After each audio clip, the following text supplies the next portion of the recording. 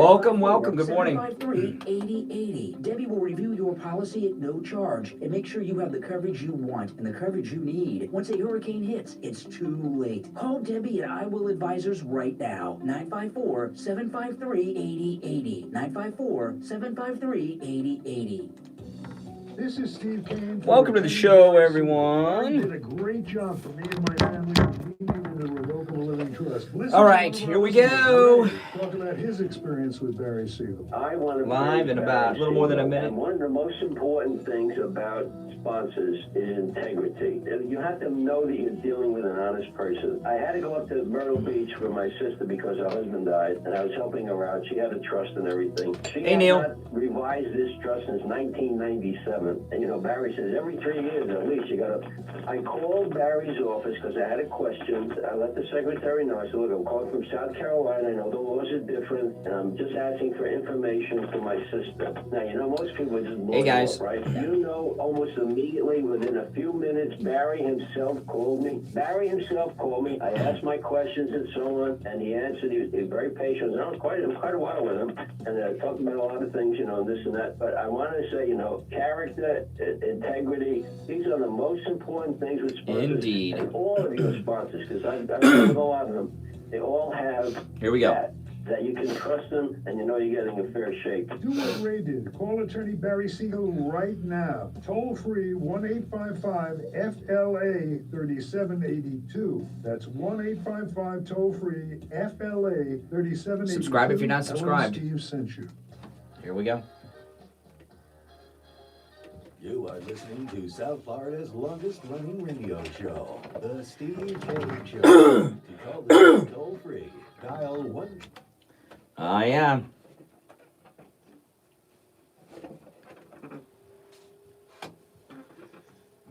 Welcome, everyone. My name is Brian. This is the Steve Kane Radio Show, Florida's longest-running radio show on the radio since 1977.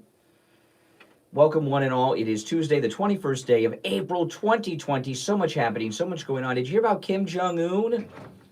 It's a CNN. U.S. monitoring intelligence that North Korean leader Kim Jong-un is in grave danger after surgery.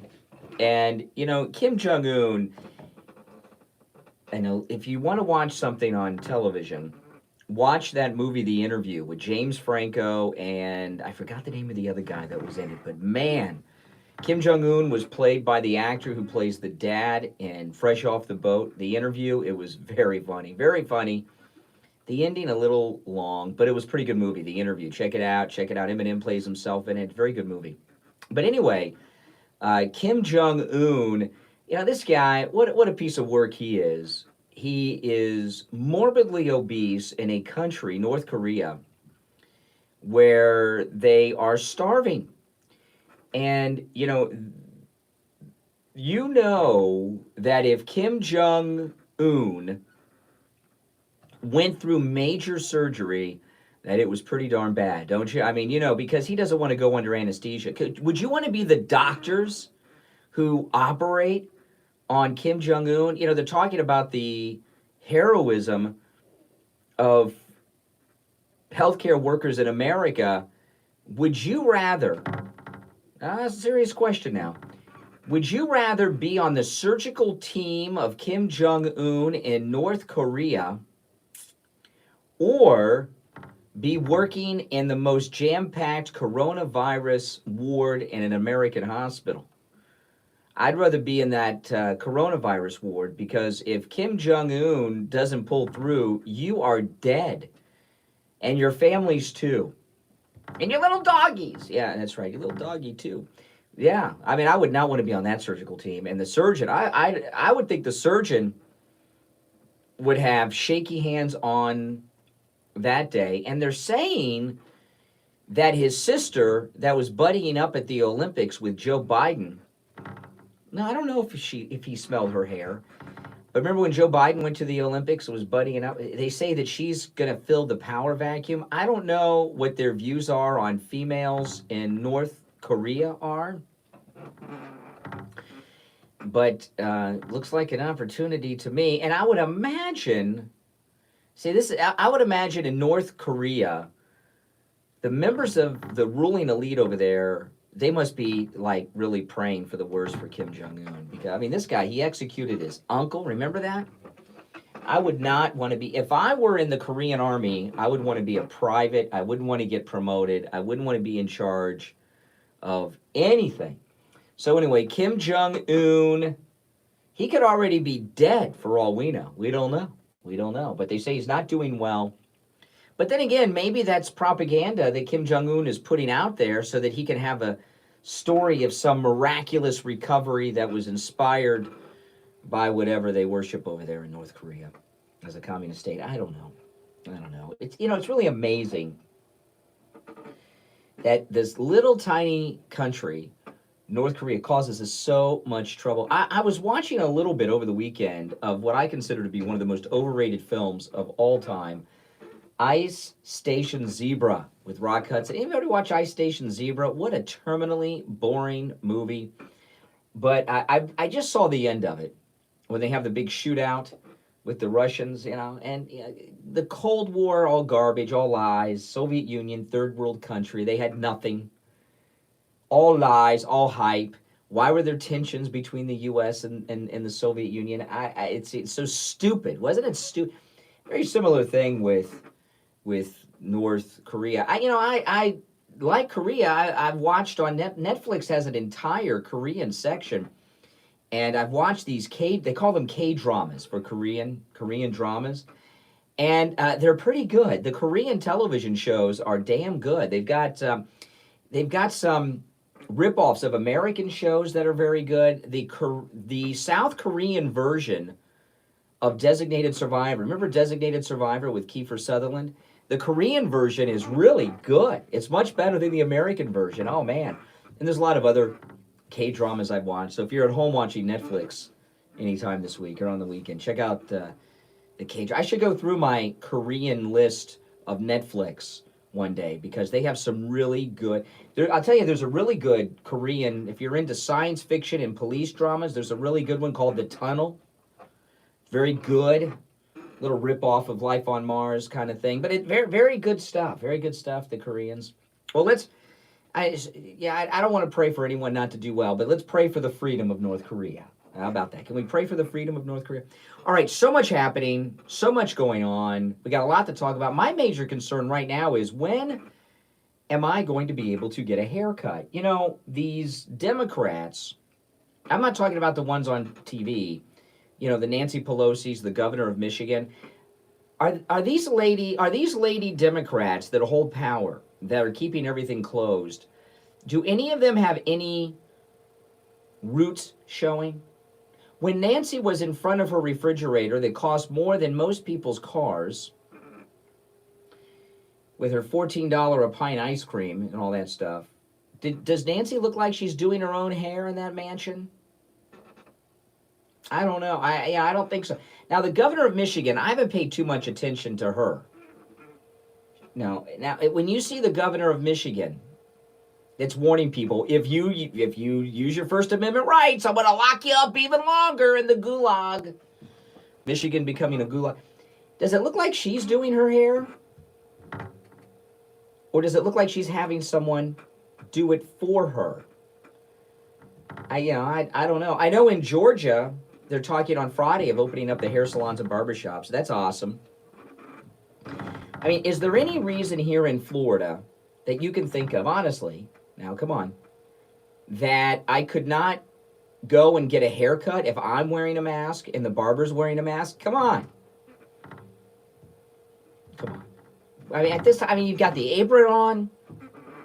Now, maybe we don't want the community apron when we get our haircut. So maybe all the barbershops need to get disposable aprons and raise the haircut prices to cover the cost. I'd pay a few extra bucks for a haircut. Yeah, I think that would be a good idea. I go to Great Clips, by the way. Great Clips. It's been so long since I've had a haircut. I'm like on I think I'm approaching my third haircut. I've missed two, approaching the third. I get my haircut like every 3 weeks, 2-3 weeks.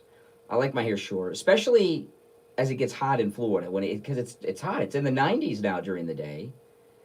So I like to have my hair short. So I think if I had a disposable apron to wear at the barber shop, I'm wearing a mask, right? The barber's wearing a mask. I think I could get a haircut. Now, it might be a little difficult because when I wear my mask, I've got the elastic straps around my ears, so I don't know. But come on.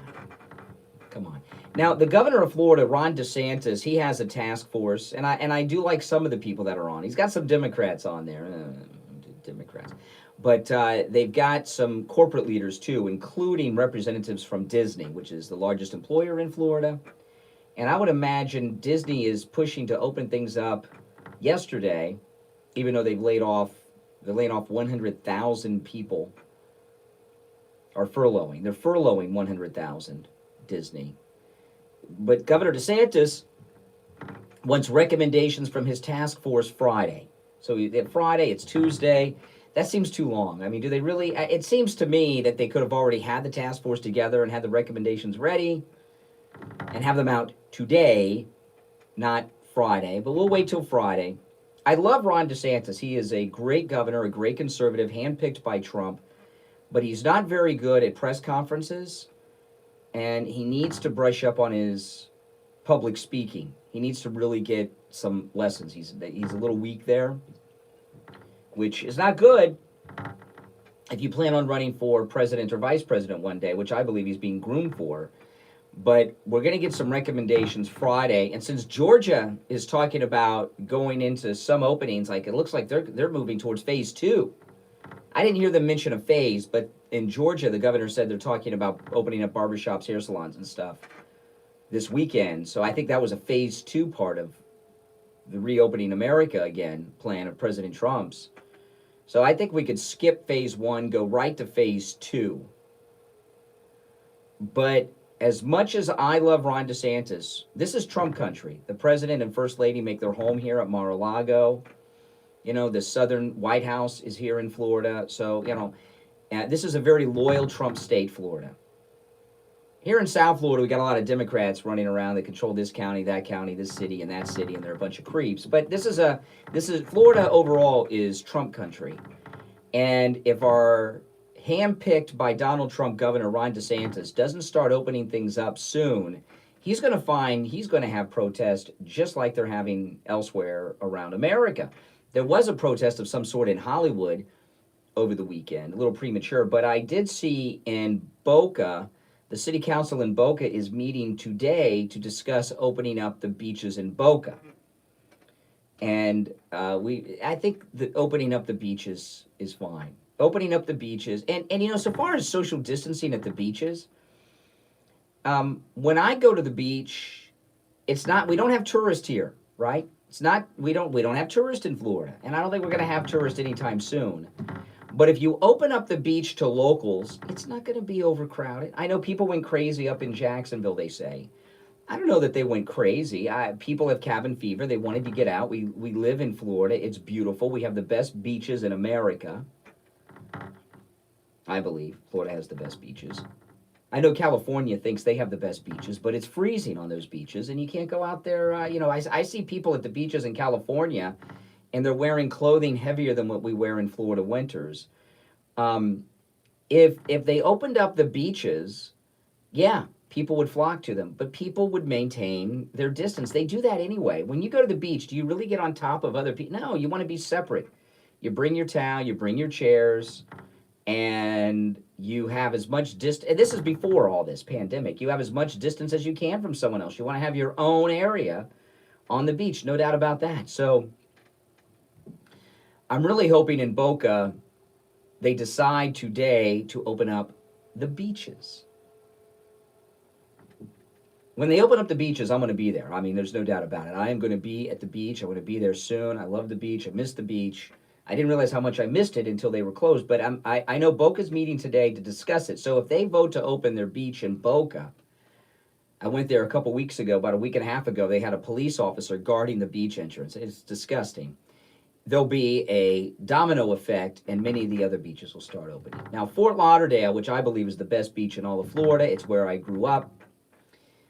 The mayor of Fort Lauderdale is a longtime Democrat liberal activist, Dean Trantalis. So they're going to, I don't know how long they'll hold out, but the Fort Lauderdale mayor, being a longtime Democrat activist, I imagine will fight opening every bit of the way that they possibly can because, Democrats want to keep everything shut down. Listen, there's a lot going on, so much to talk about. Our number toll free from anywhere, 1-888-GO-CANE 1-888-465-2631. My name is Brian Craig. You are listening to Florida's longest running radio show, The Steve Kane Show, on the radio since 1977. Let's take our first break. And when we get back, there is a whole bunch more to talk about. Don't go anywhere.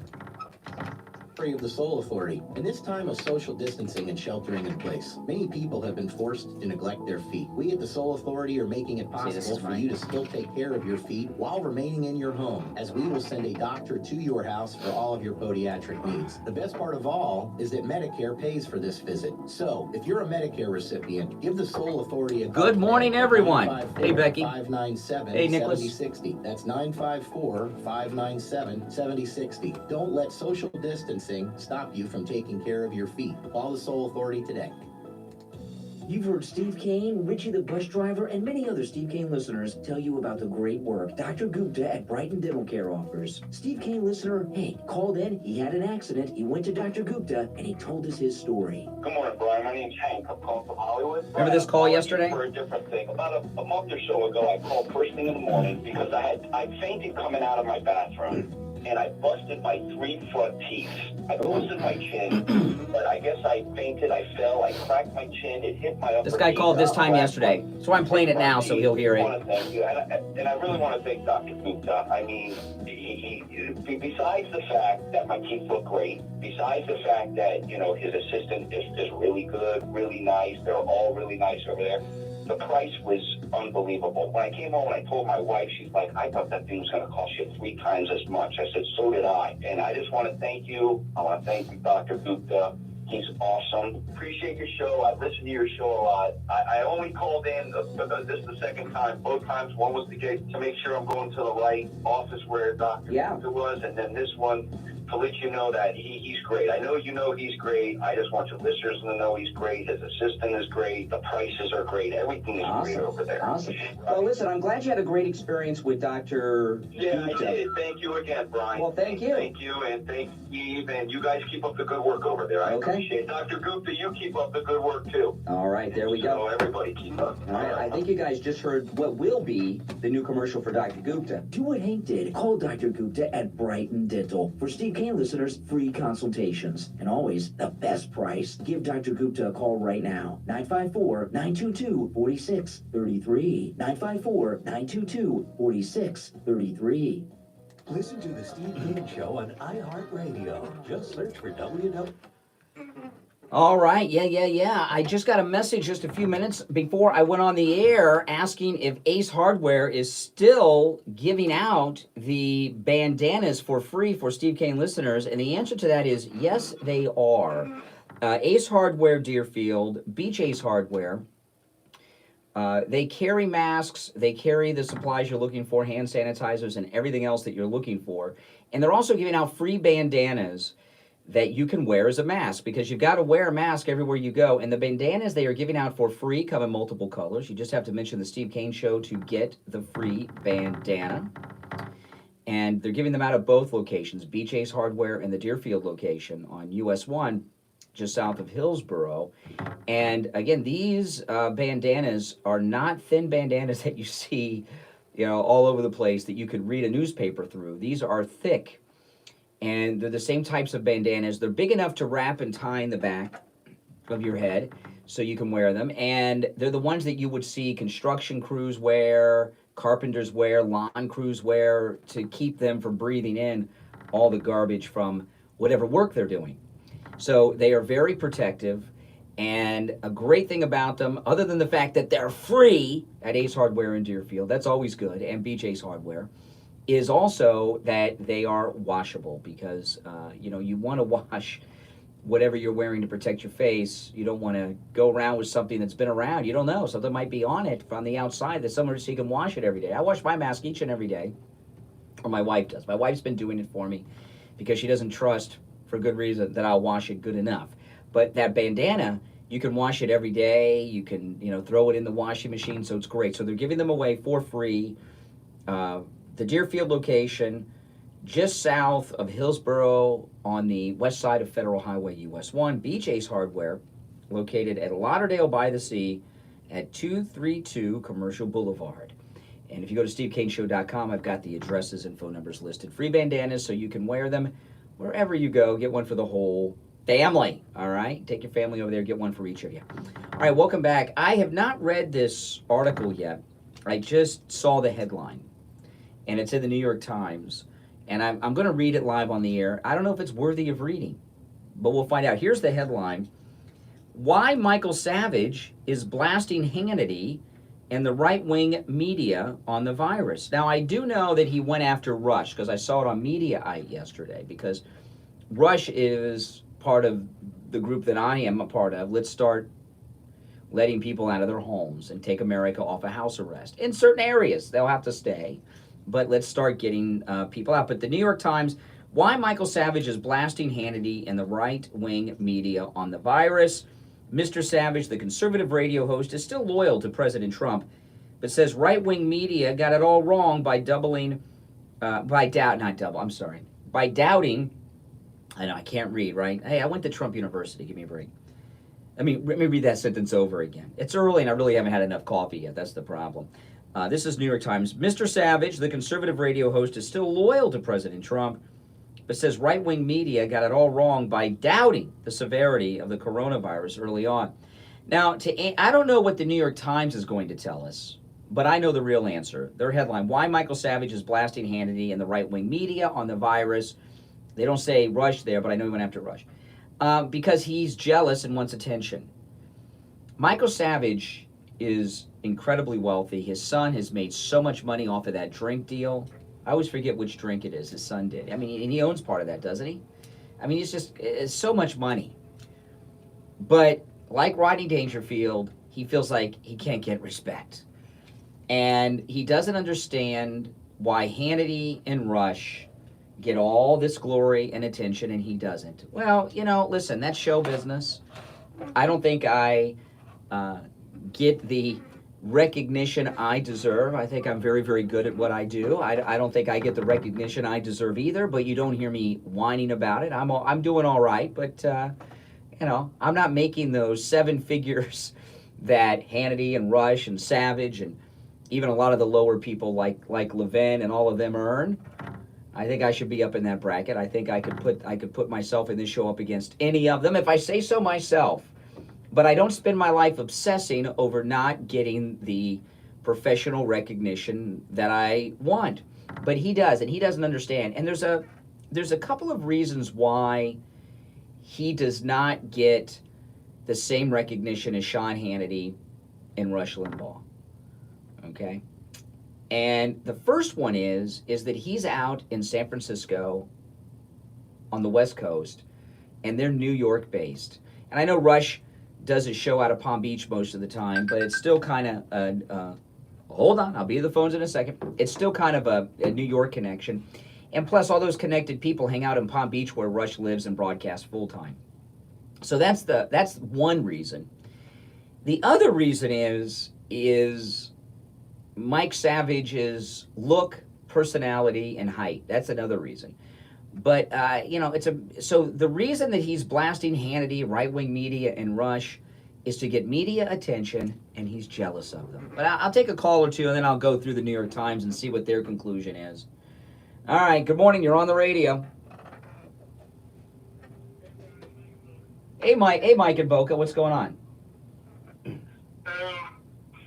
I just want to talk about hopefully they open the beaches at Boca. Yeah. Because to me it's more like for hope that hey, there's go to the beach if you want. Well, I'll tell you the beach in Boca. The main beach in Boca is Palmetto Park Road and A1A, and it's kind of a hidden beach. Not a lot of people go to it, and it is one. It's blocked. No, when you drive up to it, you can't see the beach because there's like a big hill there. You can't see the ocean or the beach.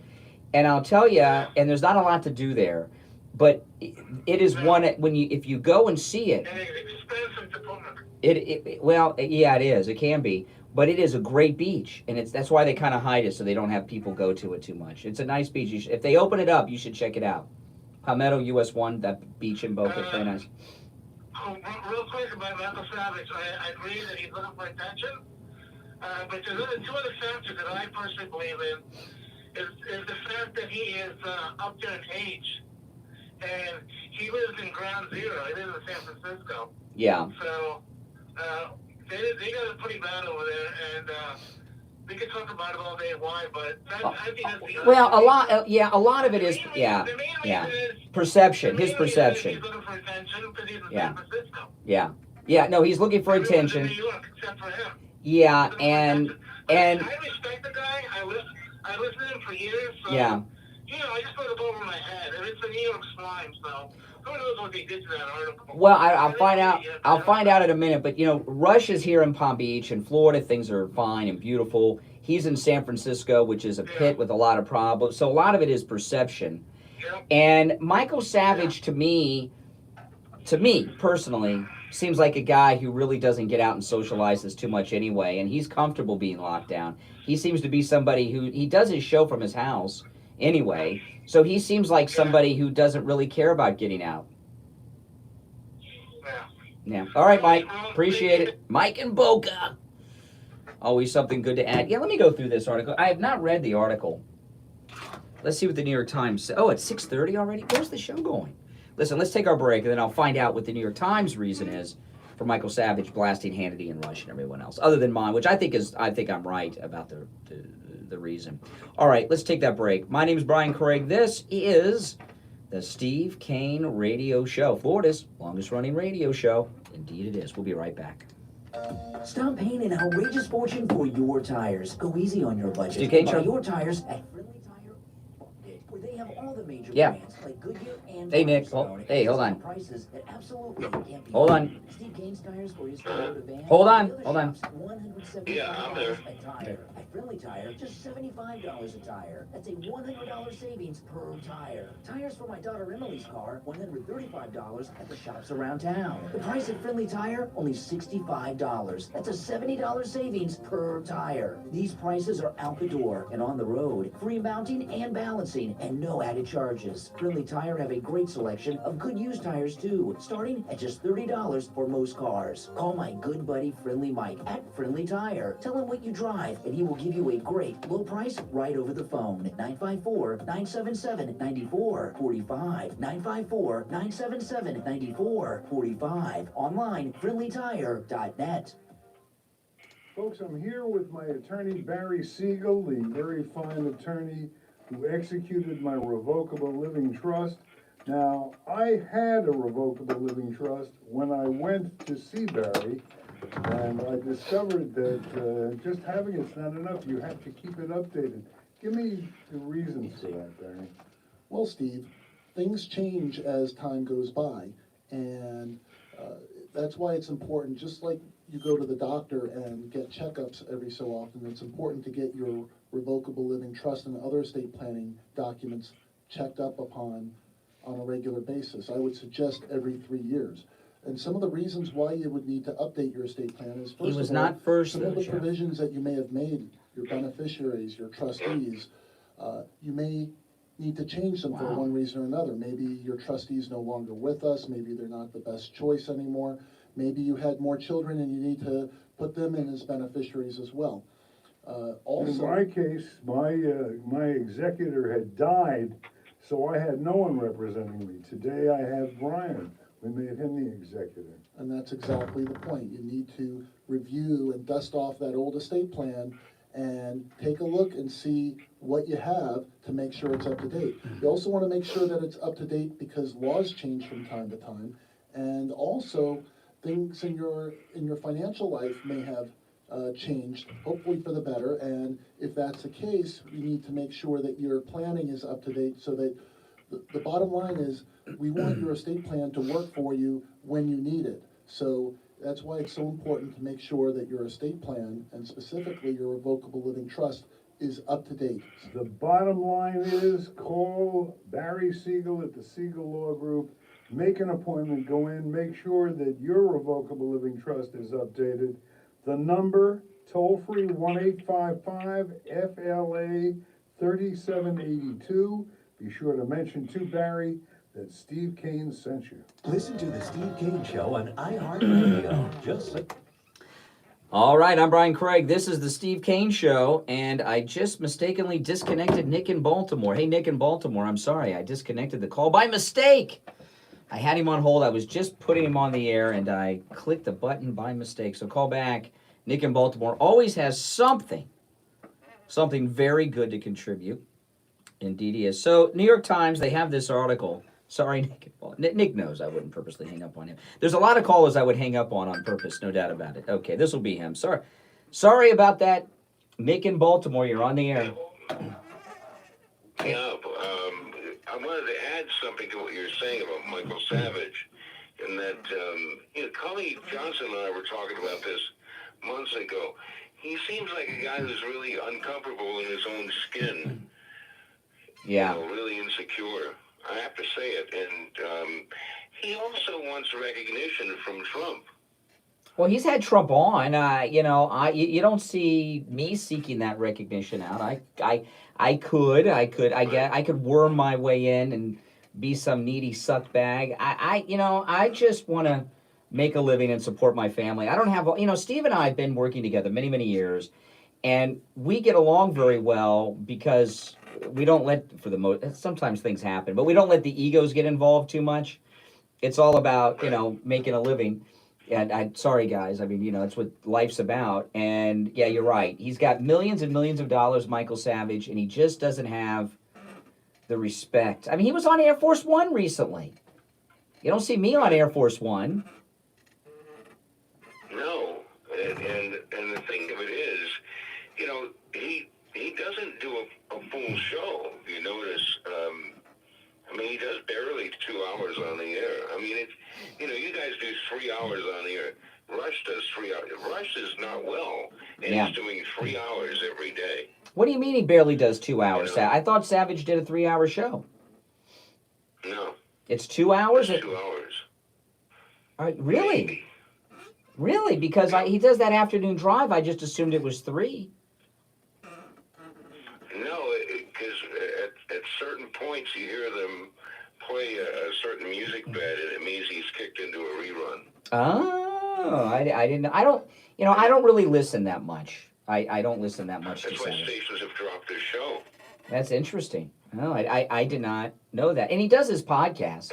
He does a podcast too, which I've listened to a few times. The only thing about his podcast, this is something I've learned about he talks too loud on the podcast. And my podcast, which I have a studio at home, what I've learned about podcasting, took me a while, it's not radio.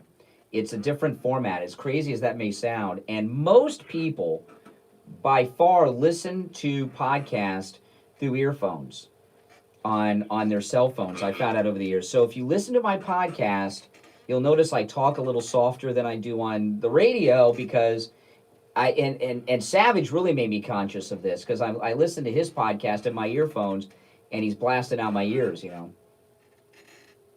But I think the thing about Savage is he's got a couple of, and there's 3 problems he has personally, and it's his height. He's about 5'3". He's got a problem about his height. He's ugly. He's got a good face for radio. Although I think he looks kind of cool with that image he has going on with how he dresses and everything. And 3, he thinks that he's better than Hannity, better than Rush, and he doesn't understand why he does not get the respect they do. And most of that is just because of the circles in which they travel. He's in San Francisco. They made their big time in New York, circulating with if he had been based out of New York and had befriended Roger Ailes, he would be much bigger, but he didn't, and he doesn't have that type of social network in California because conservatives have no influence and the media is not based out of there. Or if he moved to Palm Beach, where all the Elite live, where Mar-a-Lago is, where Rush lives, I think you might find some changes too in his popularity. Most of it is geographical. Well, you're right, but also it's his personality. He goes on the attack, and he attacks this one, he attacks Rush, he attacks Hannity, he attacks this one, he attacks that one. He's not totally on board with the president, so he's got to really watch. And the other thing was that I told you this a few years ago. He blew himself up on Sirius XM satellite. What do you mean? What happened? He was carried by them. Yes, he was. Well, one day, it was on a Friday, he said, if you want to listen to my show, listen to your local station. I really don't want to be on satellite anymore. Oh, and they took him pulled on. his show off satellite. Really? And wow. He burned his bridge. Wow. He pulled his show off satellite? That was in 2000. I'm sorry? Are you sure he took his show off and Sirius XM didn't take it off? He pulled it. He said, I don't want to be on satellite anymore. And it was because Stern was coming on. Well, and he hates Howard Stern. Well, here's the thing with satellite. Because I have had friends that have and do shows on Sirius XM. They don't pay anything. They don't make any money. Obviously Howard Stern does, and I'm sure Dr. I'm not saying no one does, but unless you're like Stern, you're not making any money. And if you're Savage's money is in the radio. So if he's giving it away for free and he doesn't have all of his ads over there on satellite, he's making less money. They pay nothing. There's not as much gain in it for him. It's all about, it's a business. It's a business. Well, I like Savage. I think he's got a good personality he's got a dysfunctional personality, and that to me makes for interesting radio. I just don't believe he's a afternoon drive guy. I think he's a nighttime personality, and I always liked him at night, and I just don't think he fits in during the day. Yeah, he was better in that 6 to 9 slot, Eastern. He is. He used to be on then. He's made millions upon millions of dollars. What's the energy drink his son's wrapped up in that he just made like $1 billion deal in? I can't remember which one. It's like Monster, one of those kind of drinks. You would think with he's on hundreds of stations, he's got millions upon millions of dollars, and he's still miserable. I mean, what does that? Nothing would make him happy. He would never, even if he got the recognition he thinks he deserves, he would be pissed off that it took so long to get it. I mean, he's in the Radio Hall of Fame. Most people I know are not in the Radio Hall of Fame that have a lot more talent than he ever will have. Rockstar's the one his son was involved in. Someone just told me in the chat. All right, Nick, appreciate the call. All right, thanks. Thanks so much. Yeah, Nick in Baltimore always has something good to contribute. So let's find out what the New York Times says. Why Michael Savage is blasting Hannity in the right-wing media. It says here, for the past 2 months, listeners to Mr. Savage, this is New York Times, for the past 2 months, listeners to Mr. Savage's conservative radio show have heard him howl with contempt about another menace, the pimps in the right-wing media who tell you what you want to hear.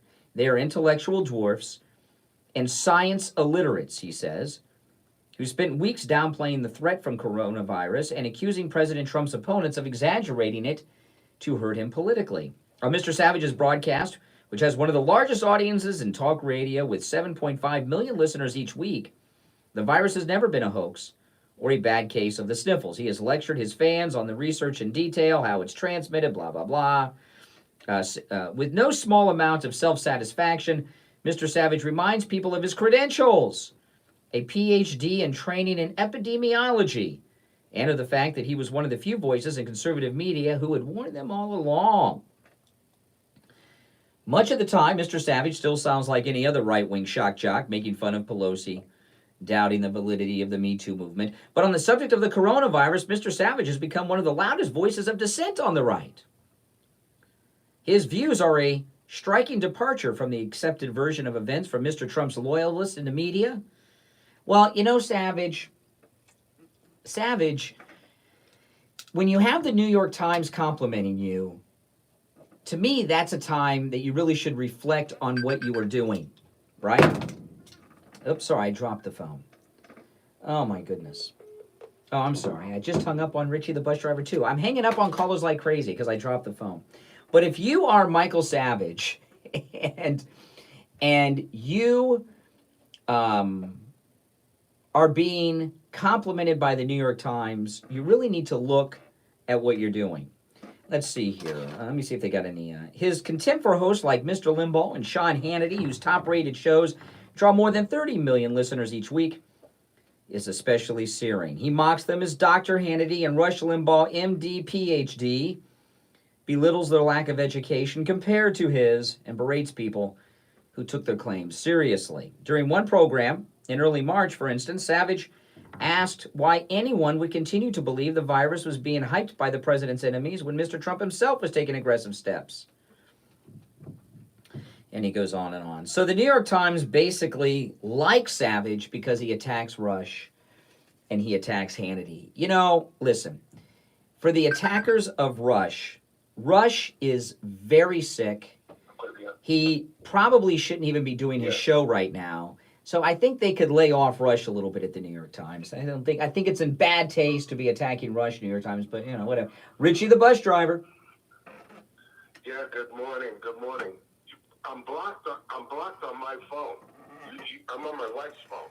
Yeah, well, I'll tell you what you do. If you, off the air, you give me the number, I will look at our block list. Because if you were blocked, it was by mistake.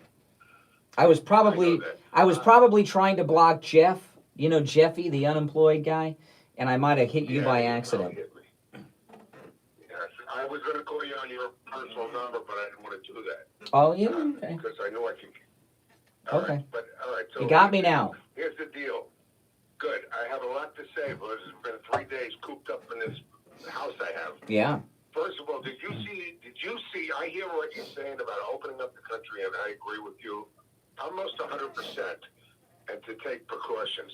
But did you see the MIT, they did that MIT survey, and they went through New York and wanted to know why New York had so many cases and California doesn't, and the rest of the country doesn't have the amount of cases. What was their conclusion? Well, their conclusion was they went through everything. You know, they're pretty good with their math. In 4 subway stations in New York, the disease was carried by the subway system. Mm-hmm. And totally through the whole city and out into the island. And it was because the governor cut the service in half in New York City, and the buses were cut in half, thinking that only people having to get to work would go. Yeah. But they had twice the crowds. So what I'm trying to say to you is it was infested, okay, through this process. So Governor Cuomo's responsible? So Governor Cuomo's responsible? Yeah, and shocker. Well, you know, more bus drivers have died. Yeah, more bus drivers have died in New York City, MTA employees, than any other thing, including police, nurses. Really? They're going crazy. Yeah. Oh yeah. Well, maybe they should get that. Maybe the bus drivers should get the hazard pay instead of the healthcare workers. Well, and de Blasio, the mayor now, refuses to shut it down. Mm-hmm. Okay, they're going nuts up there. I'm surprised. If you look, I'm sure you can find it. I mean, but the point I'm bringing up is that if you open up these major places and start getting heavy crowds together, like at Disney World, or restaurants, certain restaurants that aren't that big inside that they can't get capacity. This thing could take off again. It won't take off on a beach if you give yourself distance. But I'm you know, New York's infested, man, and by the other thing I wanted to tell you, my friend who's 55, yeah, he's lost 10 family members, and some of them are your age and a lot younger. From coronavirus? Where in New York? Yes, sir. Up in New York. Yes. So they got it. Did they get it? Did they get it from? Well, New York is a different thing. When I talk about opening things up, I'm not talking about New York. I mean, New York, it's like Chernobyl up there. But did the 10 family members, were they locked down together and got it and gave it to each other? What happened? No. Not family members, friends of the family. 10 people he knew had it. Oh, okay. And I went to a wedding in October. Now the groom's brother's got it, and he's in intensive care in a hospital. And his mother's got it, and his other brother's got it. It all spread from the subways, but younger people are dying up north, not just, and that's why the senior citizens. Well, I mean, if you go through history of like the plagues and everything, it's all this. The very crowded cities throughout history are where the plague and everything always spreads because they're locked into one another. They're in close quarters. And, that's the way it is. But most of the country is suburban, like we are. Exactly. But that's why you don't see these the mass transit. And by the way, the Democrats, and I drove a bus, so the Democrats have pushed mass transit for years, and that's why it's not. That's why a lot of the blacks and brown people, okay, are catching it, and they're saying this is deadly for them. Well, that's it, because I mean, I haven't heard what you're telling me. So you're telling me that in the state of New York or the city of New York, whichever, that public. The city of New York, that bus drivers on public transit have died in larger numbers than in other professions, at a higher rate than other professions. So that tells you that the public transportation is where it was spread. You know what I'd like to know? I would like to know in the Middle East, because they're talking about Iran in some places, how the women are faring, because the women wear the burqas and they wear the face covering, and I would like to know the rate of women that are Muslim that wear the burqas, what their rate of infection is compared. I think that would be very interesting because I think that I've been around Muslim women with the burqas and they're pretty thick. They're pretty heavy, and I think that would be a protective. That'd be a protective. I did not know that though. More bus drivers than any other profession. More bus drivers, and they get it, and they won't shut. And De Blasio refuses to shut it down. That's more than nurses, by the way. They're on a front line. And my point. Well, I wonder why that is, because aren't the drivers wearing protective gear? I would think they'd be wearing masks. Well, let me tell you, Brian. For when I drove, I haven't been sick now for probably in the last since I'm retired since I'm in this house here, I've gotten sick once. Yeah. With a cold. Yeah. And I used to catch a cold on a bus every other week, every other month and a half. Yeah. It was like we're discussing because everybody comes on there and you're. So this is what it's and MIT, by the way, checked 4 major subway stations, the turnstiles, the numbers, and everything, and the 4 major breakouts were at those 4 stations. Well, and listen, AOC and the Democrats, they want us all. So that's interesting. So the mass transit. So that's interesting because the mass transit, so it's not taxi drivers, it's not people that take cabs or Uber or Lyft. No, it's mass transit. The subway and the buses. And your thinking is the reason more blacks are getting this is because in the major cities they take public transportation more than white people. Exactly right. That's exactly right. And it's 150%. I think that's a very good theory. That's you gotta. I'll put you on. Don't hang up. I'm gonna go to break, and I'll just to make sure I have your number. I'll write it down, and I'll take care of it. But don't hang up. All right. Listen, let's take our break. I'm Brian. You're listening to the Steve Kane Show. It's Tuesday morning. Indeed it is. We'll be right back. Don't go anywhere.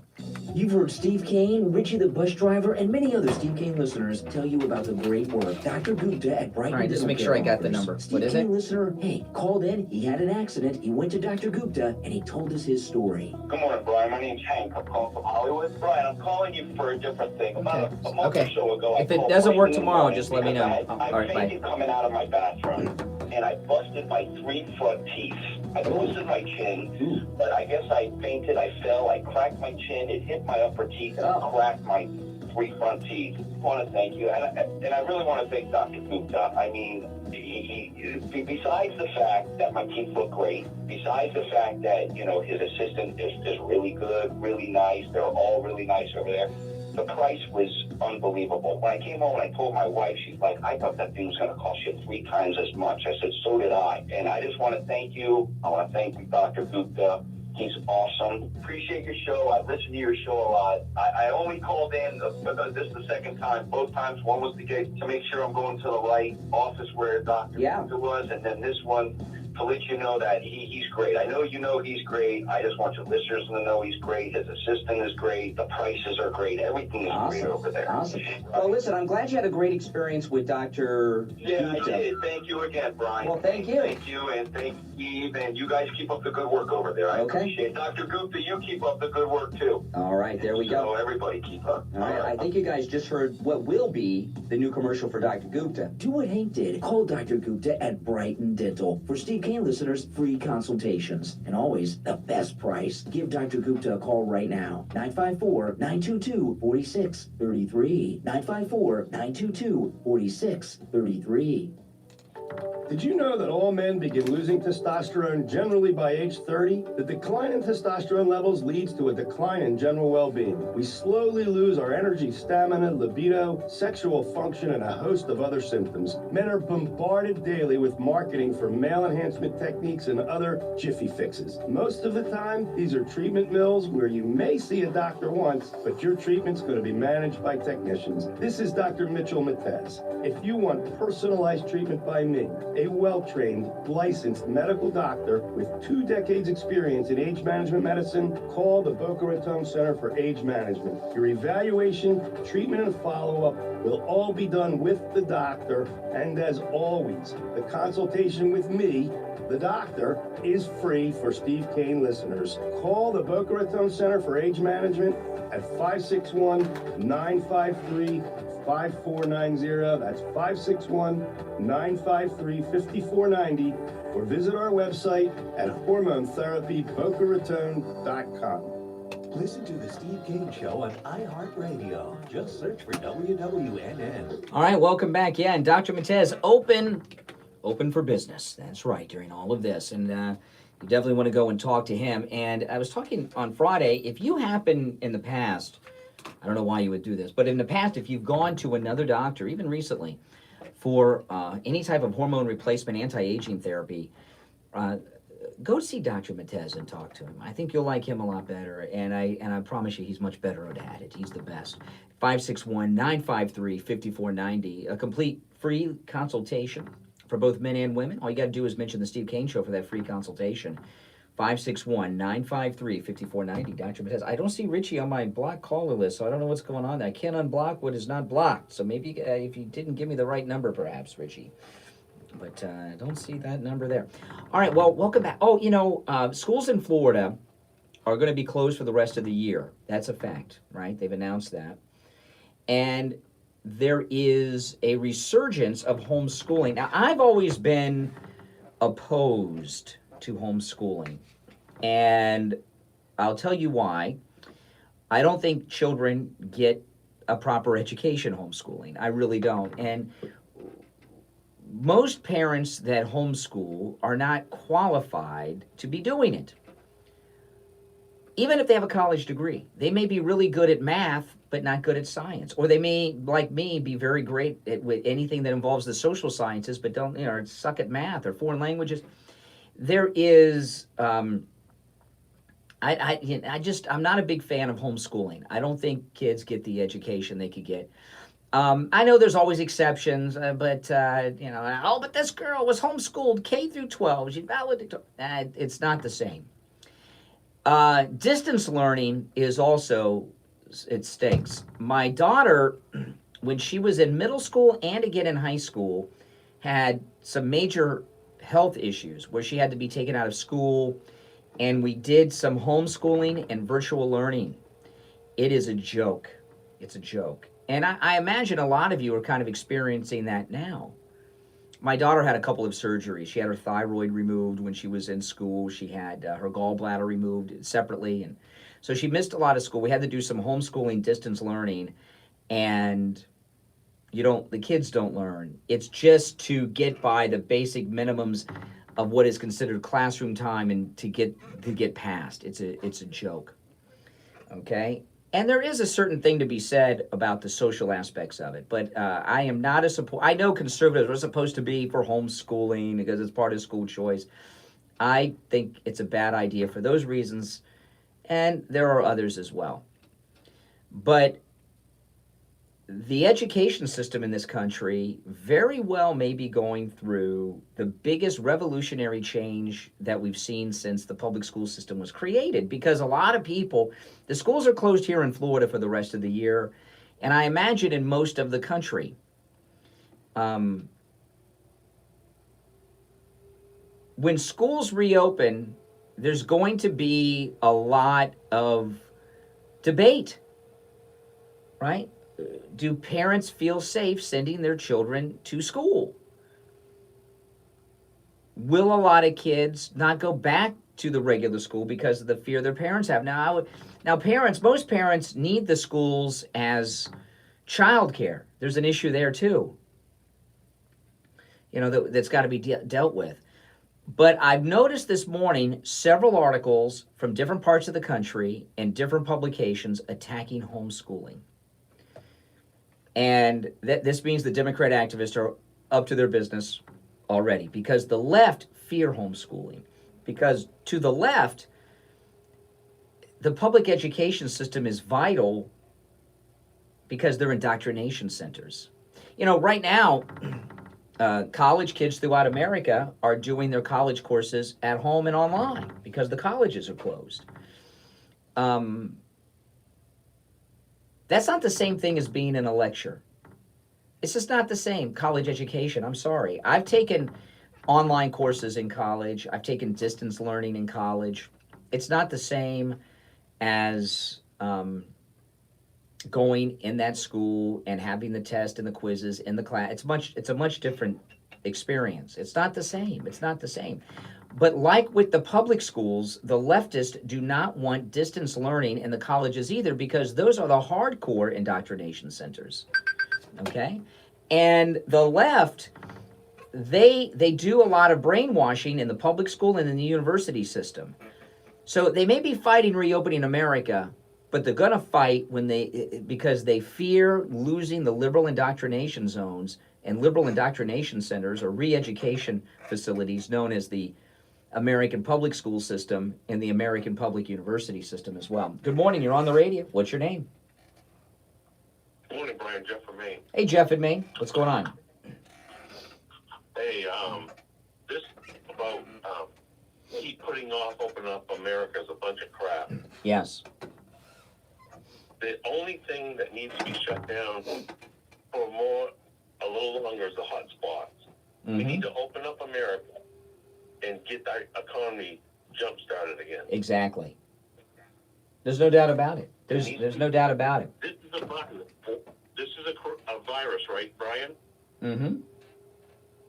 Yeah. And there's no vaccine for flus. It's a shot that helps you not get it or not get it as bad. A vaccine is like measles, polio, etc. There's no vaccine for flu. Well, we don't know. We don't know what the vaccine's going to be with this, or the success. We don't know until it comes out and it's completed. But they're already talking about the coronavirus season next year, which we don't know. Projections are typically wrong on everything. They've been wrong on this, thankfully so, because the numbers of sick and those who passed are much, much lower than the models predicted, which is a good thing. But yeah, I agree. Most of the country should be opened up. Now, I agree with them doing it in slow stages so that they don't freak people out. There's a lot of concern here in the Florida newspapers and politicians that there's a lot of shock to people about reopening, that a lot of people are afraid. And there are a lot of people that are afraid to go out and socialize. I get it. I talked to some people in my family and they're terrified. I talked to my sister in Columbus, Ohio yesterday. She called me to wish me a happy birthday. And, they got this never-Trumper governor over there that's shutting down everything. And she says it's a joke. She says in Columbus, people are going out and doing whatever the hell they want. That they're not listening to the governor up there. That's what she told me. We had the first known coronavirus positive ever in Bangor, Maine, yesterday or the day before. Yeah. And there's been 34 deaths in the state of Maine, 1.3 million people. It's crazy. And there's only been between 300 and 400 people contracted. I wonder how many people, in that same period, I wonder how many people have died in car accidents in the state of Maine. That's right. I don't know. Good point, Brian. I don't know. You have a small population, but I would think it would be maybe more, and I don't know how many have died. I don't know, but you're not going to shut down the roads. The only bad spot is Portland, which is the biggest city and the biggest population in that county, and that accounts for half of the deaths and half of the people contracting you. Well, here in Florida, it was reported yesterday in our local papers, 20% of the cases in Florida are nursing home related.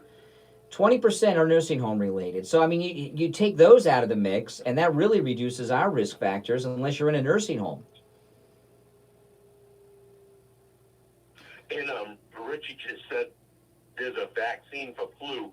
There is no flu vaccine. It's a flu shot. Yeah. And there's a difference, and people need to wake up. Yeah. A shot and a vaccine is two different things. Okay. So Richie's smart enough. Okay. Hey, listen, Jeff, I got to run for the break. It's 3 minutes after 7, but thanks for the call. That's he seems plenty pissed, Jeff in Maine, that he's locked up still. I can understand. You know, people feel that they're under house arrest, and communities around this country. I get it. I know. I'm bouncing off my walls quite a bit. All right, listen. Hour number 2 has begun already. We're a little late for the break. It's 4 minutes after 7. I'm Brian. This is the Steve Kane Show. We'll be right back. FM 96.9 FM, 103.9 FM, and AM 1470. WWNN Pompano Beach is the Florida Money Talk Network. Folks, I'm here with my attorney, Barry Siegel, the very fine attorney who executed my revocable living trust. Now, I had a revocable living trust when I went to see Barry, and I discovered that just having it's not enough. You have to keep it updated. Give me the reasons for that, Barry. Well, Steve, things change as time goes by, and that's why it's important, just like you go to the doctor and get checkups every so often, it's important to get your revocable living trust and other estate planning documents checked up upon on a regular basis. I would suggest every 3 years. And some of the reasons why you would need to update your estate plan is, first of all, some of the provisions that you may have made, your beneficiaries, your trustees, you may need to change them for one reason or another. Maybe your trustee's no longer with us, maybe they're not the best choice anymore, maybe you had more children and you need to put them in as beneficiaries as well. Also, in my case, my executor had died, so I had no one representing me. Today I have Brian. We made him the executor. and that's exactly the point. You need to review and dust off that old estate plan and take a look and see what you have to make sure it's up to date. You also want to make sure that it's up to date because laws change from time to time, and also things in your financial life may have changed, hopefully for the better, and if that's the case, we need to make sure that your planning is up to date so that the bottom line is we want your estate plan to work for you when you need it. So that's why it's so important to make sure that your estate plan, and specifically your thank you. trust, is up to date. The bottom line is call Barry Siegel at the Siegel Law Group, make an appointment, go in, make sure that your revocable living trust is updated. The number, toll-free, 1-855-FLA-3782. Be sure to mention to Barry that Steve Kane sent you. You are listening to South Florida's longest running radio show, The Steve Kane Show. To call the show toll free, dial 1-888-GO-KANE-1. That's 1-888-GO-KANE-1. And now, here's... All right, welcome back. Hour number 2 has begun. Yes. My name is Brian Craig. This is the Steve Kane Radio Show, Florida's longest running radio show. On the radio since 1977. You can listen to us live in Morning Drive from 6 until 9 a.m. That's right, Monday through Friday. Overnight rebroadcast, midnight till 6 a.m., 7 nights a week. In fact, Monday through Friday, we are on the air from midnight until 9 a.m. And you can listen to us on our 4 radio stations, 1 a.m. and 3 FM stations, our flagship station, AM 1470. You can also listen to us on 96.9 FM, 95.3 FM, and 103.9 on the FM dial. You can also listen to the show on the iHeart radio app and the TuneIn app, searching for us by our station call letters WWNN. 2 W's and 2 N's on the iHeartRadio app and the TuneIn app. And by the way, the overnight and the live show in the morning are on all of those platforms. Also, make sure to watch us live stream in high-definition video on YouTube. Just search Brian Craig on YouTube, and we have a very active chat room there. That's Brian Craig on YouTube. All right, welcome back. Hour number 2 has begun. You know, President Trump coined that phrase, fake news. Fake news.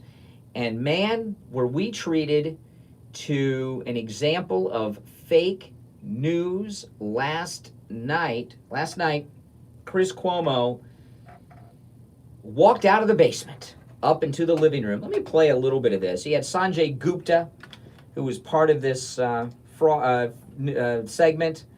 Here is Fredo Cuomo, Chris Cuomo, the younger brother of Governor Cuomo of New York, the younger son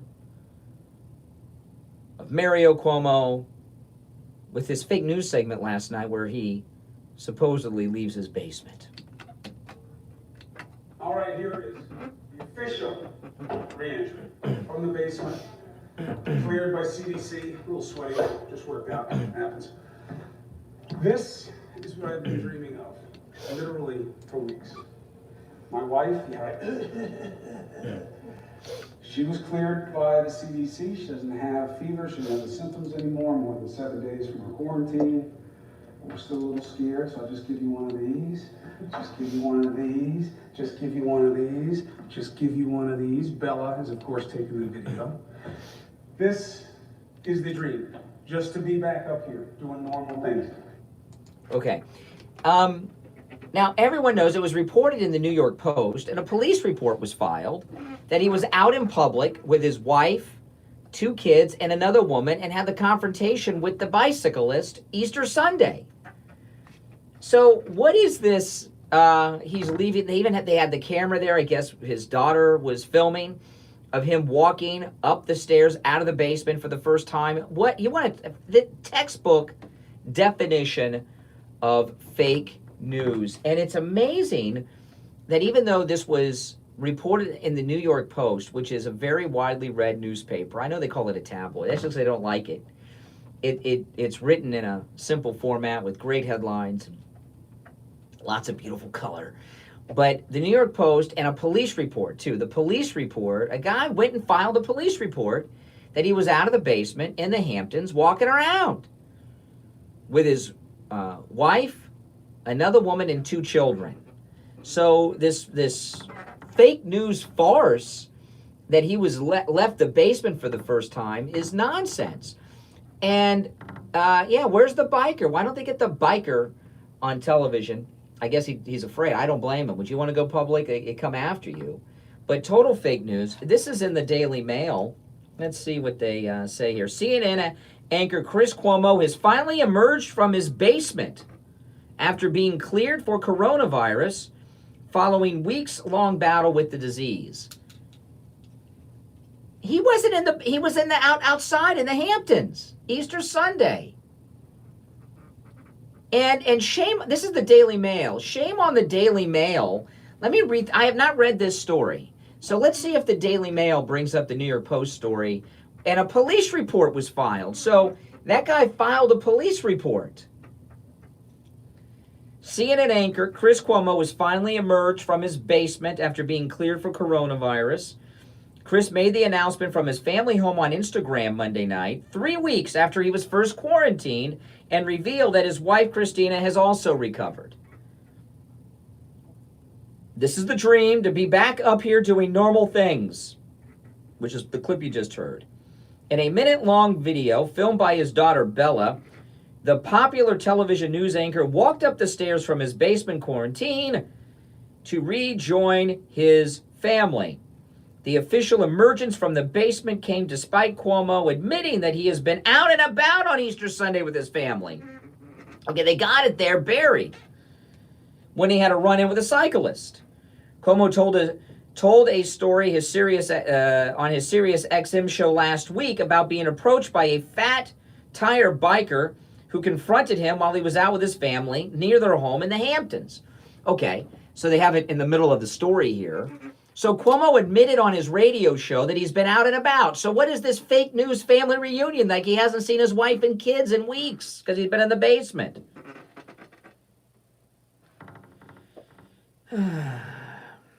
He said he wants to be able to act like any other member of the public. He told the biker to go to hell. Said, I don't want some jackass loser fat tire biker being able to pull over and get in my space and talk BS to me. I don't want to hear it. The man, who has only been identified as David, reportedly asked Cuomo's wife if he was properly quarantining while out riding his bike. David said that he had reported Cuomo to the police, which is what Mayor de Blasio recommends New Yorkers report to authorities anyone who's not going through the isolation procedures. Last week, Cuomo announced his wife had been infected with coronavirus, but in the new video, he revealed that she is also now fully recovered. So this is interesting. She had it last week, and now she's all clear, and I saw her in the video. What treatment did she undergo? What treatment did he undergo? Let's see if they tell us. His wife is a magazine editor. She's 50. She's been posting regular updates about her husband's condition on Instagram. The couple have been quarantining separately since Chris's diagnosis 2 weeks ago, with him staying in the basement and Christina staying with the children upstairs. Then how did she get the corona? And what about Easter Sunday? And how many other times were they out and about? My wife, she was cleared by the CDC. She doesn't have a fever. Now, did he go through the regular testing, or is he special and the CDC comes to him? I don't know. He says, I'm back. Let's get after it. His wife's symptoms included a loss of smell and taste. Well, I think we know that she's certainly long gone is her sense of taste. She married Chris Cuomo. Chris's side effects were said to be more severe, including a fever so extreme that he chipped a tooth while shivering. Upon emerging from the basement, oh my goodness, well, I'm telling you, fake news, people. Cuomo thanked their 3 children for stepping up and helping each other. The children have been fine. They have no symptoms of COVID-19. He said he was feeling well enough to work, and he's going to continue to anchor his show. It doesn't say here what treatment he or his wife... How did his wife get over coronavirus in a week? I don't know. And this is the thing. I'm not saying that they did this treatment or that treatment. I don't know because they've not said, and no one seems to ask. I mean, if your whole program and public persona on your national broadcasts becomes about you with this virus, should you not be sharing with people the treatment that you went through, that your wife went through? You know, his wife a week ago had corona, now she's all clear. I think people should be told, they're making a story of it. I think they should tell people what treatment they both went through. Did they have the same treatment, different treatments, no treatment? Did they ride it out? Did they just have chicken soup? I don't know. But when I see a 50-year-old woman who recovered in a week, I think it would be if that were me, I would be telling everyone what I did. You know what I wonder? I wonder how sick these people really were. I'm starting to wonder how fake this fake news went. I don't know. I'm also wondering how long Chris Cuomo has been recovered. Right? His wife got over it in a week. How long has he been recovered? Do we really know? I know for the last week or so that I've tuned in, he just looks like he hasn't taken a shower like he normally would and get the hair and makeup done like he normally would. But I think his wife could help people a lot if she shared how she got over coronavirus in a week. I know what everyone's thinking, but we don't know that they took that. We don't know if they took the Rita Wilson Trump pills. We don't know. We just know that a week ago she had corona, and now she's all clear. I think people have a right to know. And when I say a right, they're going public on national television and radio every day talking about what they're going through. They should tell people. I don't know what treatment they went under, if any. And I'm not speculating on it because we really don't know. But I think it's irresponsible for CNN to not get into this. You know, New York is hurting. And when you have stories like Chris Cuomo and his wife recovering, fully recovered, the wife recovering fully fast, I could not imagine keeping it a secret what treatment I underwent. You know, my wife's condition I talk about a lot. You know, she volunteers and works with people that are newly diagnosed, directing them where they can get treatment. She's been doing this for 20 years, really more than 20 years. You'd be surprised. People don't know how to get treatment, where to get it, what treatments are available. It's for my wife's condition. And she directs people to physicians around the country, as many other people do in this organization she's connected for her illness. And they can't tell people enough about the treatments they get because not all doctors are the same or have the same knowledge or experience or opinions. If I had coronavirus and I got over it, all I would be telling you is what I did, what I took, what I didn't take. Even if I just wrote it out, I would tell you. Because I would want to share my experience because I think it might help people. If I got over it, my experience, detailed experience, could help you and your loved ones get over it. But not Chris Cuomo and his wife. Apparently, this is classified top secret information. And no one at CNN asks this. No one in the media covering, even in the Daily Mail. They're not alone. The Prime Minister of the UK had it pretty bad. And he was on death's door. He was on oxygen. He was in intensive care. And boom, he was out in a week. And they still haven't told us what treatment he underwent. Why? Very strange. The coverage of this is so strange. And I'm not speculating on what Boris Johnson did. I don't know. But he should. And I'll tell you, yeah, Sanjay Gupta is losing a lot of credibility. You know, Sanjay Gupta is not there to be a cheerleader. He was commenting on Georgia. I would think Sanjay Gupta should be commenting on what treatment Chris Cuomo and his wife received or didn't receive. And I didn't hear any detail at all about either of their treatments. Did I miss it? If you know, if they said it and I missed it, tell me. Call and tell me. All right, it's 20 minutes after 7 o'clock in the morning. My name is Brian Craig. This is the Steve Kane Radio Show, Florida's longest running radio show on the radio since 1977. We'll be right back. Don't go anywhere. Corey of the Soul Authority. In this time of social distancing and sheltering in place, many people have been forced to neglect their feet. We at the Soul Authority are making it possible for you to still take care of your feet while remaining in your home, as we will send a doctor to your house for all of your podiatric needs. The best part of all is that Medicare pays for this visit. So, if you're a Medicare recipient, give the Soul Authority a call today at 954-597-7060. That's 954-597-7060. Don't let social distancing stop you from taking care of your feet. Call the Soul Authority today. Frank, the owner of Ace Hardware Deerfield and Beach Ace Hardware, wants you and your family to be protected during the coronavirus pandemic and has an incredible offer for listeners of the Steve Kane Show. We get products continually coming in during the week. We get disinfectants, bleach, gloves, cleaning supplies. Everybody's looking for face masks. So the best thing that we came up with was a face covering. A lot of the cities are going to ask you to cover your face. So make sure you subscribe if you're not subscribed.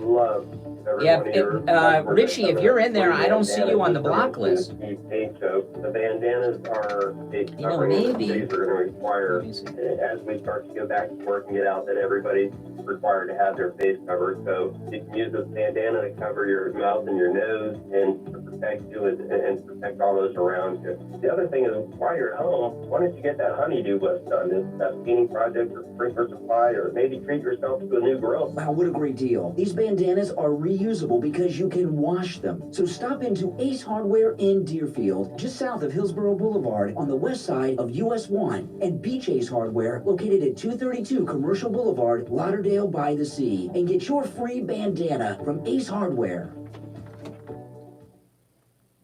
Listen to the Steve Kane Show on iHeartRadio. Just search for WWNN. All right, welcome back. My name is Brian Craig. This is the Steve Kane Radio Show, Florida's longest-running radio show on the radio since 1977. Mother's Day coming up next month. There is no greater gift for mom on Mother's Day than the gift of a MyPillow. And if you go to mypillow.com and use the promo code KANE at checkout, K-A-N-E, you buy one MyPillow, you'll see the offer right there. You get a second one free. And I've been talking a lot about this. I got my mom MyPillow for Mother's Day last year. She loves it. Out of every Mother's Day gift in my entire life, from the time I was in kindergarten doing arts and crafts stuff you take home to mom, this is the only gift that I am sure she has used and will remember. And a year later, she uses it each and every night. That's her MyPillow, and she loves it. Get mom a MyPillow. If mom lives out of town or you're worried about social distancing even then, which I think will be beyond it by then in most places, but maybe not depending on where you are or where mom is, have it delivered to your mother, right? So buy one MyPillow, get the second one free. And also, they have that buy one, get one offer plus free shipping when you use the promo code KANE on the American flag MyPillow. You can see it right there at mypillow.com. Use that promo code KANE at checkout.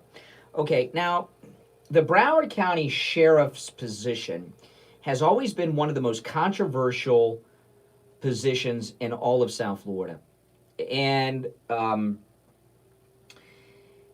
when I was in high school, we had the greatest sheriff ever in the history of Broward County, maybe the greatest sheriff ever in the history of sheriffs, and that was Sheriff Nick Navarro. And I was so excited that I got to know Sheriff Nick because he was good friends with Steve, and he was just a great guy, but always very controversial. And most sheriffs have been controversial. We have this new sheriff, Tony, who did something that is, it very well could be the dumbest thing that's ever been done, okay? But I know he's a Democrat. He was appointed by Governor Ron DeSantis. But you know that there have been the last two Democrat sheriffs before this guy that was appointed by DeSantis, removed from office, one went to prison. And the Broward Sheriff's job has always been a very political, controversial issue, I think mainly because of money. They have a budget that is, the sheriff of Broward County controls this humongous department that has the largest budget of any agency in South Florida. So there's a lot of money and a lot of corruption. And I saw a story today, and it's amazing. The sheriff, Greg Tony, he's black. He's the first black sheriff of Broward County ever. And that's pretty significant. You know, I did a research paper when I was in college on a Broward County sheriff back in the day who lynched a black man somewhere off Davie Boulevard in Fort Lauderdale. Now, I know, isn't that crazy? The sheriff of Broward County long ago, lynched a black man in public, brought dozens of people, even with their kids. And yeah, I know. And here we have today an African-American sheriff, which is a big accomplishment. And this, you know, and by the way, that sheriff that lynched that black man, his name was Reuben Stacy. Even though I wrote a term paper on it, I think, I don't want to say his name because I might be wrong. I got to look up what his name was before I say the name, the sheriff's name. But Reuben Stacy was the guy's name. The sheriff that the Broward County sheriff that lynched Reuben Stacy was a Democrat. And this guy, when he lynched him, he had this whole crowd out, right? Families were out there with his kids. If you Google Reuben Stacy lynching, you'll see a photograph of it. That's Broward County. It's somewhere off of Davie Boulevard here in South Florida, if you guys are familiar with Fort Lauderdale. He took a pistol and had people in the crowd shoot the body after they lynched him. And Reuben Stacy had been accused of assaulting a white woman, which seems kind of absurd that he would do something like that. And the sheriff had him in a car. He was transporting him to a jail in Miami. And he claims that the Klan ran him off the road and took him from him, which, of course, the Klan was him. Well, anyway, it's we've come a long way, baby. Although Democrats still run Broward County, and we have our first black sheriff in Broward County, appointed by Governor Ron DeSantis. And there's a story today. The Union of Deputies says it has no confidence in Broward County Sheriff Tony is his name, Gregory Tony. And that comes as no surprise because unions can be political. The sheriff's office is political. It's an elected office. He was appointed. This is an election year. He's got to run. And I read he replaced the sheriff after the one that was removed, Scott Israel, after the Parkland incident. And he's got to run. So it's becoming political. And I read the story, and Sheriff Tony did something that was either the dumbest thing you could possibly do, I mean, just totally stupid, or he made a very powerful Trump-like move. And let me pull the story up, because I want to make sure I get this right. Oh, I got to pay to see it? Okay, I can't read all the details, so I'll just tell you a little bit of it. He suspended the leader of the police union. He was a deputy. He was working politically against the sheriff, as they typically do, the union boss, who's the sheriff. And Sheriff Tony, according to the Sun Sentinel, suspended the head of the deputies union. So, of course, the deputies union is going to come out with a vote of no confidence because you suspended the guy that runs the union.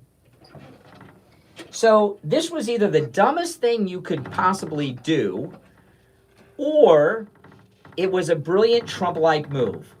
We'll find out. When it comes to law enforcement, and you have an elected person, sheriffs, to me, it's best. I don't care who you are, you want a Republican. And the reason you want a Republican sheriff is they're tough on crime. Liberals are soft on crime. The kind of crime that bothers you, in your neighborhood, the violent. Democrats are soft on crime, Republicans are hard on crime. So, they're like a prosecutor, You don't want some liberal prosecutor, do you? Or do you want a conservative prosecutor? So you want a conservative sheriff. Now, this sheriff's a Democrat. I don't know what the story is behind that. I don't know if it's for election purposes. I don't know. I don't know why Ron DeSantis picked him. If he's a Democrat, was it a way to keep a friendly Democrat possibly getting elected? I don't know how he's doing with the black vote. I know that the history of Broward County is the black Democrat vote will do whatever the voting guy tells them. They have something called the black voter guide that they give out at the polls, and if the black voter guy tells them to vote for a white guy, many blacks will vote for the white guy over the black guy, even though he's the first black sheriff. But I would say that probably what the sheriff should have done is not suspend the head of the police union, that he should have just put up with his crap and looked the other way until this went by. I don't know. But you see what happens when people get involved in politics. You don't want anything to do with it, do you? I mean, who the hell would get in politics? Look, this guy, Greg Tony, he seemed to have a pretty good career in private and in law enforcement, and then he's sheriff, and all of a sudden he's a villain. Look at Donald Trump. They all love Donald Trump. Then all of a sudden he's in politics, and half the country hate him. He's all these terrible things. Politics is a disgusting, trashy place to be. I think you would find less trash among sex workers than you would find among politicians. All politicians are scummy. Most every politician, most every member of Congress has deals going on like Joe Biden with China and Ukraine and all that. Now, Biden's may be a little bigger than most politicians, but most politicians are corrupt and sleazy and have all kinds. Why do you think they're all wealthy? How do they all get wealthy? We know how Donald Trump made his money, but how do these other ones make their money? And I know sometimes they'll say, oh, their wife or their husband is involved in this or that. Oftentimes you'll find that their spouse is involved in this or that because of the connections that they have as an elected official. Oh, this one's a banker or this one's a lobbyist. Yeah, but they only got those gigs because of their connected spouses. So, all politics is nasty. All politics is dirty. I almost feel sorry for people sometimes in politics. The only one I really feel sorry for is Donald Trump, because he's a good guy. I love him. And he's always trying to do the right thing. not the selfish thing. In fact, it's cost him to be president lots of money. Most of them get into office to make money and to improve their lives financially. Donald Trump did the opposite, right? He's lost a lot of money by becoming president. It's a scummy business. But you know, this sheriff, I haven't been following it too much because we've had so much going on this year. But going after the police union, I don't know. I don't know how. See, the problem is what I don't know are how the police officers feel about the union leadership. Because you'll find even among school teachers, most school teachers are in the teachers union, but they hate the union, they hate the leaders, but they pretend to go along because they feel intimidated. They have to join the union if they don't appear to go along. So I imagine the police union is the same thing, that a lot of officers in the police unions don't like the union leadership and have it, but they go along and pretend to go along. But when it comes down to voting, I don't know what they'll end up doing. But I do know this. I wouldn't want to be the sheriff of Broward County. I'll tell you that. Because no matter who the sheriff is, they are going to go after you. They went after Sheriff Nick Navarro, who was one of the greatest sheriffs in the history of sheriffs in America. There was a Democrat after him who passed away, but the two Democrats after that, Scott Israel, the most recent one, and Ken Jenney before that, were removed from office, right, by the governors for corruption in Ken Jenney's case, and then Scott Israel over the aftermath of Parkland. Scott Israel. So, you know, it's a nasty business being the sheriff of Broward County. Now, if there's any, I know we got a lot of police officers that listen to the show, a lot, especially overnight. If you're an officer and you want to go, on the down low and share your thoughts about the police union's vote of no confidence in the Broward County Sheriff, does that affect the vote? Does anyone care about that? Maybe they do. Maybe they don't. I'd love to hear from you. Our number toll-free, 1-888-GO-CANE, 1-888-465-2631. All right, listen, we'll take our break for the bottom of the hour. Much, much more to talk about. Oh, yeah. My name is Brian Craig. This is The Steve Kane Show. Don't go anywhere. We'll be back right after this. So I'm here with my attorney, Barry Siegel, the very fine attorney who executed my revocable living trust. Now, I had a revocable living trust when I went to see Barry, and I discovered that just having it's not enough. You have to keep it updated. Give me the reasons for that, Barry. Well, Steve, things change as time goes by, and that's why it's important, just like you go to the doctor and get checkups every so often, it's important to get your revocable living trust and other estate planning documents checked up on a regular basis. I would suggest every 3 years. And some of the reasons why you would need to update your estate plan is, first of all, some of the provisions that you may have made, your beneficiaries, your trustees, you may Steve Kane Show. Change them for one reason or another. Maybe your trustee is no longer with us. Maybe you're not the best choice anymore. Maybe you had more children and you need to put them in as beneficiaries as well. Also, in my case, my executor had died, so I had no one representing me. Today I have Brian. We made him the executor. And that's exactly the point. You need to review and dust off that old estate plan and take a look and see what you have to make sure it's up to date. You also want to make sure that it's up to date because laws change from time to time, and also things in your financial life may have changed, hopefully for the better. And if that's the case, we need to make sure that your planning is up to date, so that the bottom line is we want your estate plan to work for you when you need it. So that's why it's so important to make sure that your estate plan, and specifically your revocable living trust, is up to date. The bottom line is call Barry Siegel at the Siegel Law Group, make an appointment, go in, make sure that your revocable living trust is updated.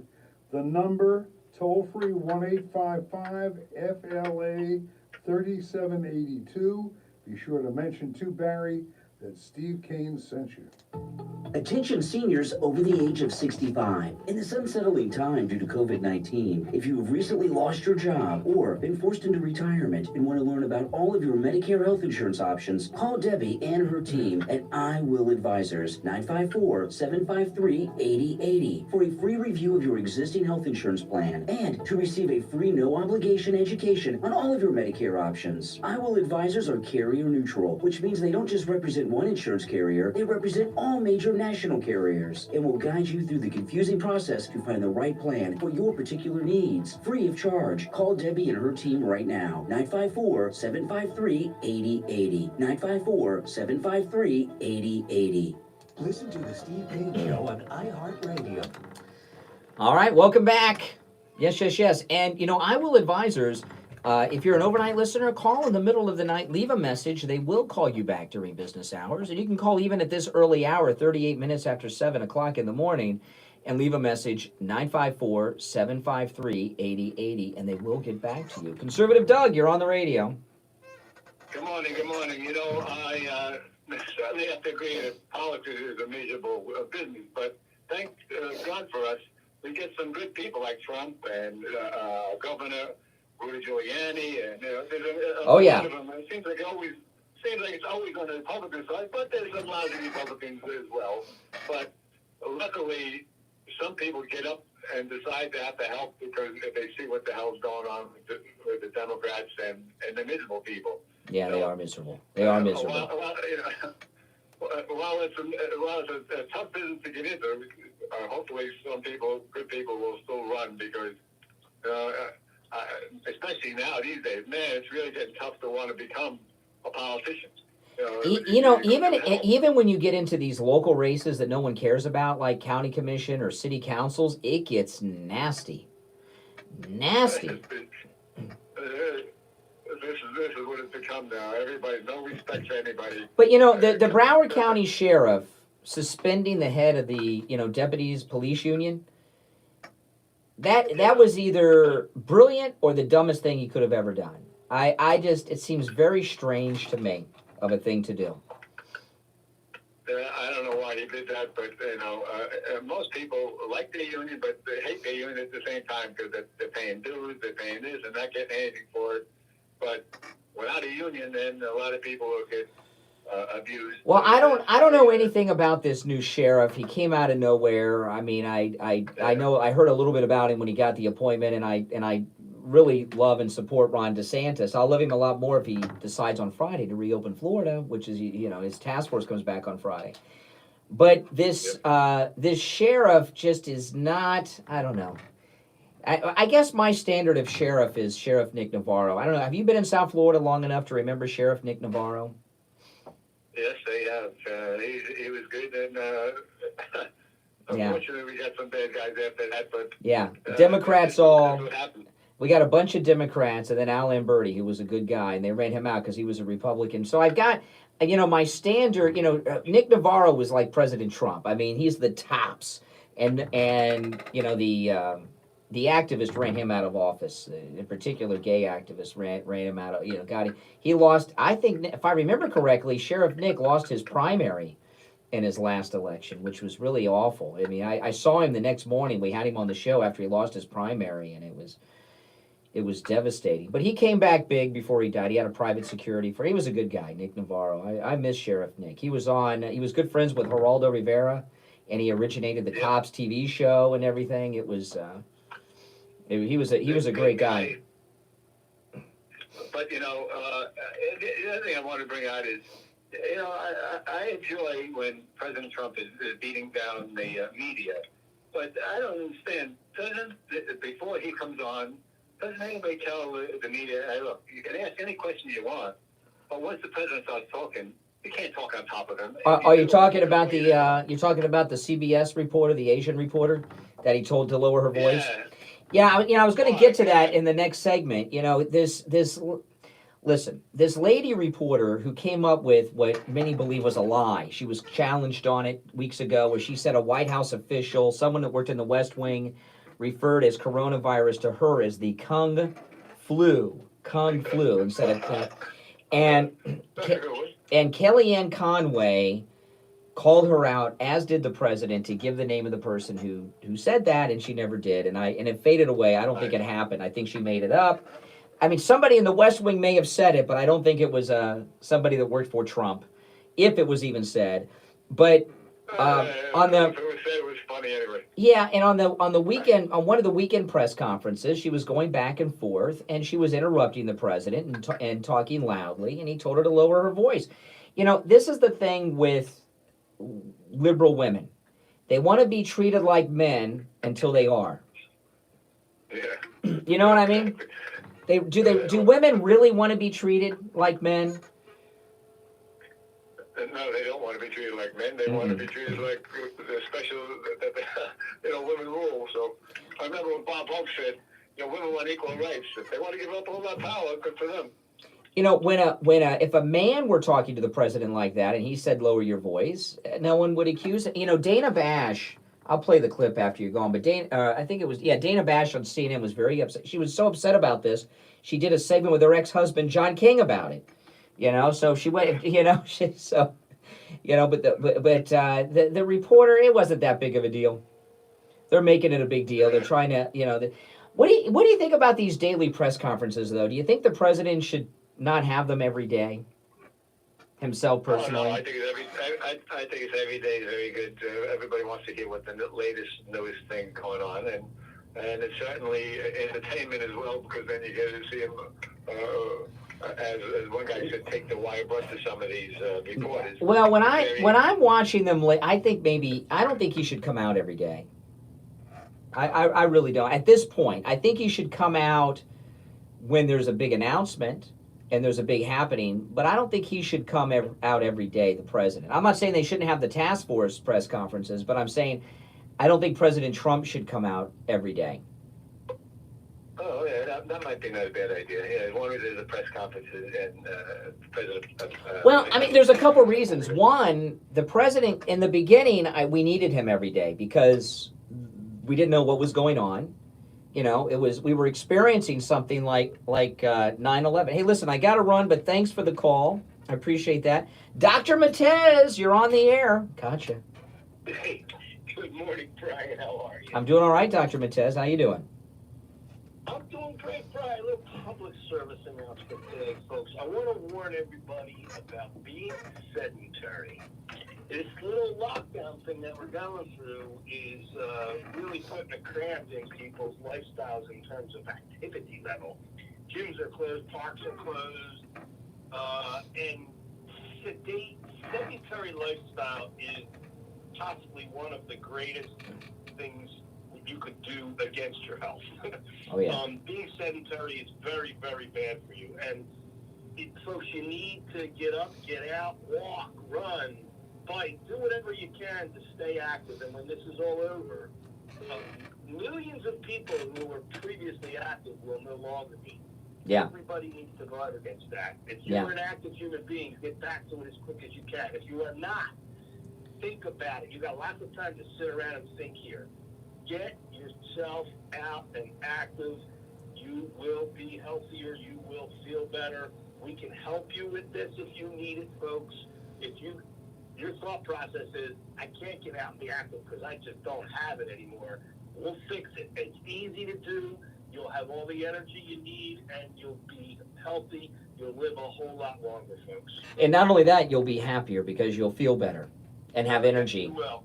Yeah. Yes, you will. Yeah, absolutely. In fact, you probably look around, people who are healthy, active, and have well-balanced hormones are not the people that are walking around all miserable right now. Well, yeah. They're walking around saying, that's hey, right. It sucks, but I'll get through it. And, in one of the recorded commercials that we run with you, I talk about listeners I've met before and after they become patients of Dr. Matez. And there is you hear before and after pictures with weight loss. Some of the most dramatic changes in people I've ever experienced are before and after they begin hormone replacement pellet therapy. Men and women, they're incredibly different people. They're standing up tall, they're confident, they're in shape, they feel better, they look better. It's really miraculous. Listen, give Dr. Matez a call. He is open for existing and new patients. Free consultation if you mention the Steve Kane Show, 561-953-5490, 561-953-5490, and online, hormone therapy, BocaRaton.com. All right, Dr. Battez, take care. We'll talk later in the week. We sure will, Brian. Have a safe and great day. All right, Dr. Battez. Yeah, you know, we're having some phone issues where I can only take one call at a time right now. The phones are being worked on. I was talking to the person handling that yesterday, but there's some major issues here. So sometimes you may be calling, like I got a couple calls when I was talking to Dr. Battez. I can only take one call at a time under our current situation, which I don't see it getting fixed anytime soon. I'm hoping. I know they were doing some work yesterday because I saw the lights blinking when I got off the air, which means they were testing the lines and things. But if you were calling, call back. You may not get through, and we got some weird things going on here. So what conservative Doug was referencing is what was going on with this reporter from CBS, and I played the clip yesterday, but there's been some follow-up. So this is, she's an Asian American reporter with CBS, and the Asian American part is significant to the story. Okay, so let me play this for you. This is Trump weekend press conference, Asian American CBS reporter. Her being Asian American is relevant to the story. I'll tell you why. And you know what I just... And by the way, when you issued the ban, the virus was already here. Okay, and you know how many people, when I issued the ban, how many cases of virus were in the United States when I issued the ban? Do you know the number? There was... No, how many cases? Remember I said one person. How many cases were here when I issued the ban? But did you know... No, you have to do your research. How many... I did my research. On the 23rd of March, you said you knew this was going to be a pandemic. See, this is amazing because the answer is there were no deaths at the point when he issued the travel ban, the first travel ban, and she didn't know that. I did know it. I did know it. All I have to do is look. Anybody knew it. Just, are you ready? How many cases were in the United States when I did my ban? How many people had died in the United States? So do you acknowledge that you didn't think... Keep your voice down, please. Keep your voice down. Yeah, but keep your voice down. How many cases were in the United States? I did a ban where I'm closing up the entire country. How many people died? And that's a fair point. How many people died in the United States? And yet I closed up the country, and I believe there were no deaths, 0 deaths at the time I closed up the country. Nobody was there. And you should say thank you very much for good judgment. Okay, so that was the exchange. She's raising her voice. She didn't know the answer. She was raising her voice because she was embarrassed. She didn't know that it was 0 deaths at that time. And she was trying to get him to stop asking her and not say it. That's why she was raising her voice. And as I said to Doug, feminist women want to be treated equally as men until they are. Okay? And this became a controversy yesterday. And on CNN in particular. So this is Dana Bash. She's talking about Trump and this exchange I just played for you. Dana Bash, CNN. In that briefing room as a White House reporter during the George W. Bush administration. And as a woman who covered the White House, as a woman who covers politics and policy in Washington, we have to just say the way he treats the female reporters is different. When he said to... Okay, now before I play the rest of this, no, it's not different, in a negative way at least. It's not. See, most women, like Dana Bash and others, they think that there's equality and they're treated the same, and rarely are they. Men always defer to women because most men are gentlemen and they defer to women. They don't talk to women the same way they talk to men out of respect. And Dana Bash and a lot of women think that's equality. They don't realize that men cut them slack or defer to them or are polite or just being a gentleman. Women are rarely treated equally as men. They're always treated better, for the most part, and put up on a pedestal in these things. And you've seen the way Trump talks to some of these male reporters. That's why your ratings are low. You're a disgrace, he said to Jonathan Karl recently from ABC. Okay? He talks to the men worse than the women. He's nicer to the women. But let me go back to Dana Bash, CNN. White House reporter during the George W. Bush administration. And as a woman who covered the White House, as a woman who covers politics and policy in Washington, we have to just say the way he treats the female reporters is different. When he said to CBS News' Li Zhang that she should relax, that she should keep her voice down. I mean, come on. She was asking completely legitimate questions, just like our Jeremy Diamond was, but in terms of this female reporter, she was asking great questions, just like Yamich from PBS, our colleague Caitlin Collins. And so, I think it's important to call it out that there is a difference in the way he reacts when he is getting a tough question. It's not that he liked Jeremy Diamond's questions or other male reporters' questions when they are tough, but the way he reacts is different, and I think it's time to say so. No, I think he's worse on the men than the female reporters. And so far as the press corps, they still, the One American News is invited into the press room by the president's press secretary. Still, the new press secretary lets them in. The press corps still will not give a chair to One American News in the briefing room. They had the weekend reporter, and then they had the regular reporter. Yes, they're still standing in the back of the room. And think about this. I mean, think about it. Who would make a woman stand? Right? You guys out there, if you were a reporter, if I were a reporter in the White House press briefing room, I'm a man, and I had a seat, and I saw a woman who was standing every day, I would offer my seat to her. I would offer my seat to her. Only a liberal would not offer their seat to a woman. And every day, they will not let the One American News reporters sit. So I would say that every man, I don't care what news organization they're with, this goes for John Roberts at Fox News Channel. John Roberts at Fox News Channel should offer his chair to the One American News White House reporter. There's two of them, both women. Neither of them are ever given chairs. They stand up in the back of the room. Every man in there forces those women to stand. And these women, they're all decked out. They don't get to wear comfortable shoes like the men. They're all wearing heels and all that stuff going on, and they make them stand back there because they got to look pretty and dressed up for television, even though you don't see their feet. So there is not a gentleman among the White House press corps because those One American News ladies are forced to stand. The only other time we had a guy, I tell you, I couldn't believe. When Steve and I were on 940 Wins in Miami, we had this liberal guy who did news at the top and bottom of the hour live in studio, and he was a liberal jerk. His name was John M. And he was big into AA too, because he wore a big medallion around his neck. He wore nothing wrong with the AA, but he wore a gold chain with his medallion on it.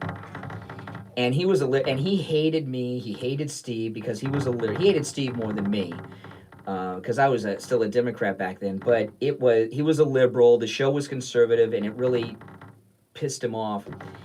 And we had a group of reporters that we had a news event happening on the show, and there was a mayoral race in Miami that was very controversial, where one of the candidates woke up and there were banana peels all over the front of their house that the opponent had thrown there, and they were calling Banana Republic. And we had the two mayors in studio, so all the Miami news stations came in to cover this show.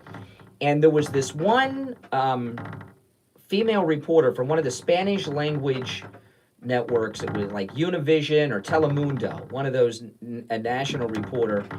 And, like all the women on the Hispanic channel, she was a knockout, and she was about almost 9 months pregnant. She was about 9 months pregnant, 8.5 months pregnant. She looked like Ava Longoria or who's the woman on Modern Family, but she was about 8-9 months pregnant. And she comes into the studio and she says, I got to sit down. Can you give me a chair? So I have her sit down. We had 2 chairs. And I said, yeah, sit down right here. And I don't know what that is. I'll figure out what it is. It's my wife's text messaging me. So anyway, she sits down in this chair. I had 2 extra chairs in the control room. Our news guy comes in, and he didn't like the chair that was in front of his microphone, and he made this pregnant lady get up out of the chair, move across the room, and switch chairs with him. And it was the only, other than, oh yeah, it's me. I know what it is. Okay. I got, my wife's texting me. She's watching on the live stream. She's hearing a noise. It's me tapping on the desk here. I'm tapping on the desk. I'm getting excited. I'm over caffeinated, probably is what it is. But anyway, he made this woman who was about 8.5, 9 months pregnant. She looks like the woman on Modern Family and pregnant. Get up, walk across the room so he could switch chairs because he needed to do his 60-second newscast in this special chair. And I thought, what a low-life, ungentlemanly thing to do. And I was even questioning his sexuality because she was so good looking. But on top of it, he was single. But that's what goes on in the White House press briefing. And I don't hear Dana Bash or anyone else call out all the men in the White House press briefing room who will not allow the One American News female reporters to take their chair. Sometimes I'm on public transportation, right, or something. I've always given if I see a woman standing, I'll get up, which is take my chair. And sometimes they'll say no, and I'll say, no, please, take my seat. Have you got all you guys do that? What kind of man would sit in a comfortable chair every day and watch a woman stand up for hours? A liberal man. Certainly not a gentleman. So these guys in the White House press corps, they're talking about Trump's treatment of women. Now, the new press secretary, Kayleigh McEnany, she needs to get the One American News ladies chairs. Good morning. You're on the radio. Hi. My name is Christine, and I'm calling about the voting issues for candidates across Florida. Okay. Federal candidates for U.S. House of Representatives. Seminar caller, I think. Let's find out. Had to stop petitioning on their own. Sounds like a seminar caller. Now, there are two ways to get on the ballot. One is petitioning, and one is through paying. And if you don't have the money to pay, you still should have the right to get on the ballot. And you do that through petitioning. Yeah. So what New York did was By the way, where are you calling from? And who are you with? My name is Christine Scott, and I'm running for U.S. House Representative for District 22. I figured. I knew you were running. Oh, you're running against Deutsch. Yes. That's my district. Are you a Republican? I know. Are you? Yes. Oh, I'll vote for you. I don't even know who you are. I'll vote for you. I'm a Republican. Well, you're not going to be able to vote for me because I'm not going to be able to get on the ballot unless if they reduce. And this isn't just me. Okay, I had to stop petitioning early because of the pandemic. And what they need to do is decrease the total number of petitions needed. I see. Reduce it to 30%. One of the I only see. things New York You has can't. done right. You can't get on the ballot. You can't get on the ballot. You need to have certain signatures, and you can't collect signatures because of the pandemic. Right, so they have to make sure that this is fair, and the way that they do that is they decrease the total number of ballots. Well, who's in charge? Who's in charge of this? The state government or the local county?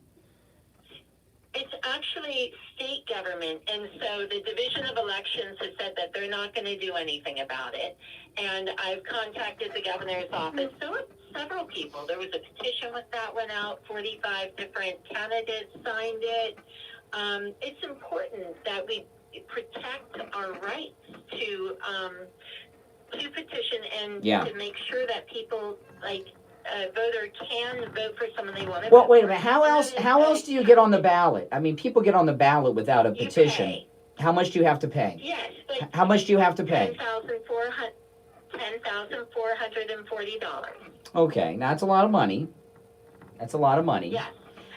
But how many Republicans like you want to run against Deutsch? I think there are about 7.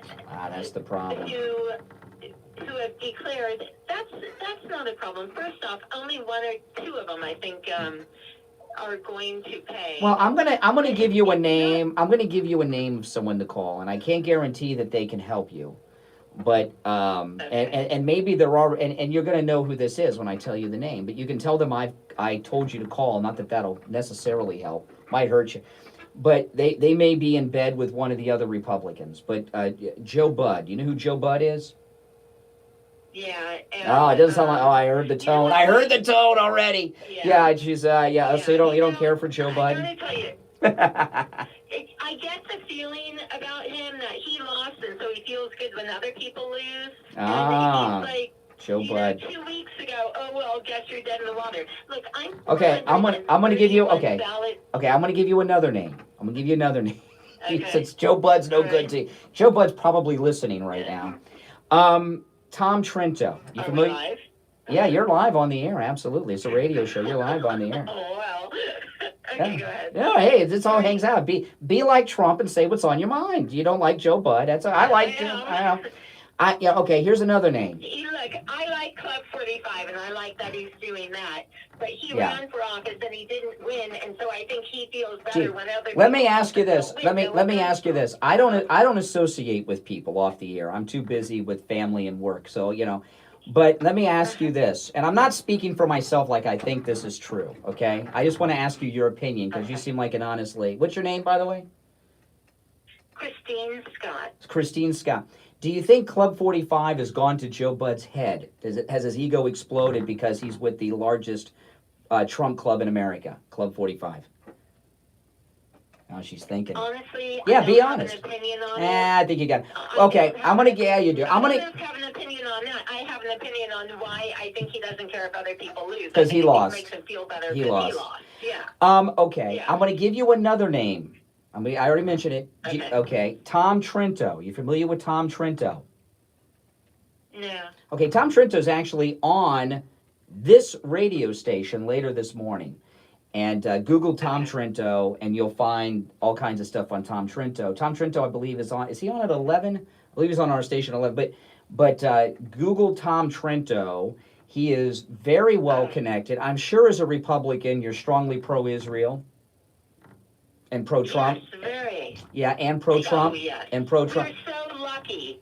Pro-Trump, hello. We are so lucky to have this man as our president. And he needs people in the House who care about our country the same as he does.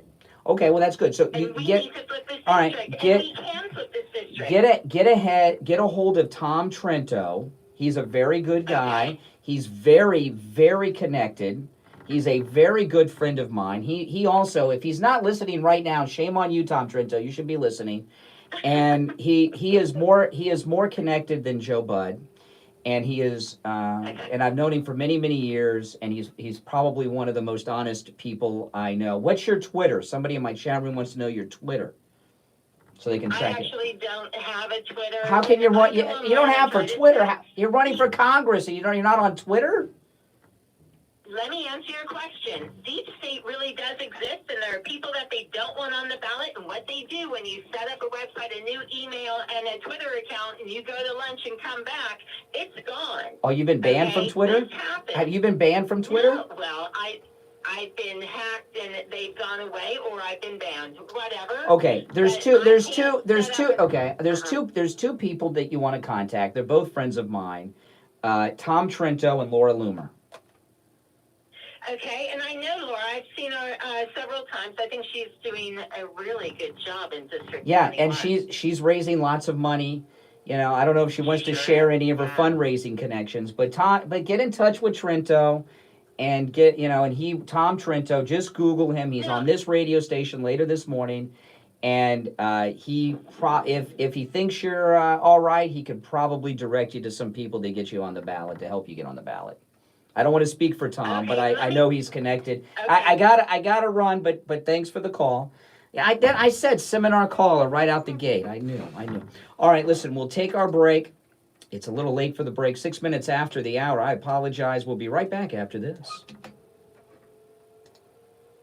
5.3 FM, 96.9 FM, 103.9 FM, and AM 1470. WWNN Pompano Beach is the Florida Money Talk Network. Attention seniors over the age You can't of run for 65. Congress and In a not be on unsettling Twitter. time due to COVID-19, if you've recently lost your job or been forced into retirement and want to learn about all of your Medicare health insurance options, I call forgot her Debbie name and already. her team at I Will Advisors. Unless she told me she's not on Twitter. Is that like a serious 954-753-8080 person? for a free review of your Running for existing health Congress? I don't think insurance so. plan, and to receive a free no-obligation education on all of your Medicare options. I Will Advisors are carrier neutral, which means they don't just represent one insurance carrier, they represent all major national carriers. Razor They will burn guide for you my through the razor this confusing morning. process to find the right plan for your particular needs. Christina Free of Scott. charge. Call Debbie and her team right now. 954-753-8080. 954-753-8080. Hi, this is George Corey of the Soul Authority. In this time of social distancing and sheltering in place, many people have been forced to neglect their feet. We at the Soul Authority are making it possible for you to still take care of your feet while remaining in your home, as we will send a doctor to your house for all of your podiatric needs. The best part of all is that Medicare pays for this visit. So, if you're a Medicare recipient, give the Soul Authority a call today at 954-597-7060. That's 954-597-7060. Don't let social distancing stop you from taking care of your feet. Call the Soul Authority today. This is Steve Kane for attorney Barry Siegel. Barry did a great job for me and my family when we needed a revocable living trust. Listen to one of our listeners, Ray, talk about his experience with Barry Siegel. I want to praise Barry Siegel. And one of the most important things about sponsors is integrity. You have to know that you're dealing with an honest person. I had to go up to Myrtle Beach for my sister because her husband died, and I was helping her out. She had a trust and everything. She had not revised this trust since 1997. And you know, Barry says every 3 years at least you got to. I called Barry's office because I had a question. I let the secretary know. I said, look, I'm calling from South Carolina. I know the laws are different, and I'm just asking for information for my sister. Now, you know, most people would just blow you off, right? Yeah. You know, almost immediately, within a few minutes, Barry himself called me. Barry himself called me. I asked my questions and so on, and he answered. He was very patient. And I was quite a while with him, and talked about a lot of things, you know, and this and that. But I wanted to say, you know, character, integrity, these are the most important things with sponsors, and all of your sponsors, because I've dealt with a lot of them, they all have that you can trust them and you know you're getting a fair shake. Yeah, but you can't be a serious candidate if you're not on social media. You know? FLA 3782. Unless you've been banned like Bloomer. Toll free. You know what I mean? FLA 3782. Tell them Steve sent you. You are listening to South Florida's longest running radio show, The Steve Kane Show. To call the show toll free, dial 1-888.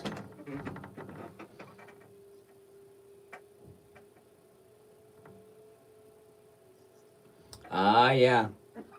Poor Tom Trento. I've sent that lady to Tom Trento.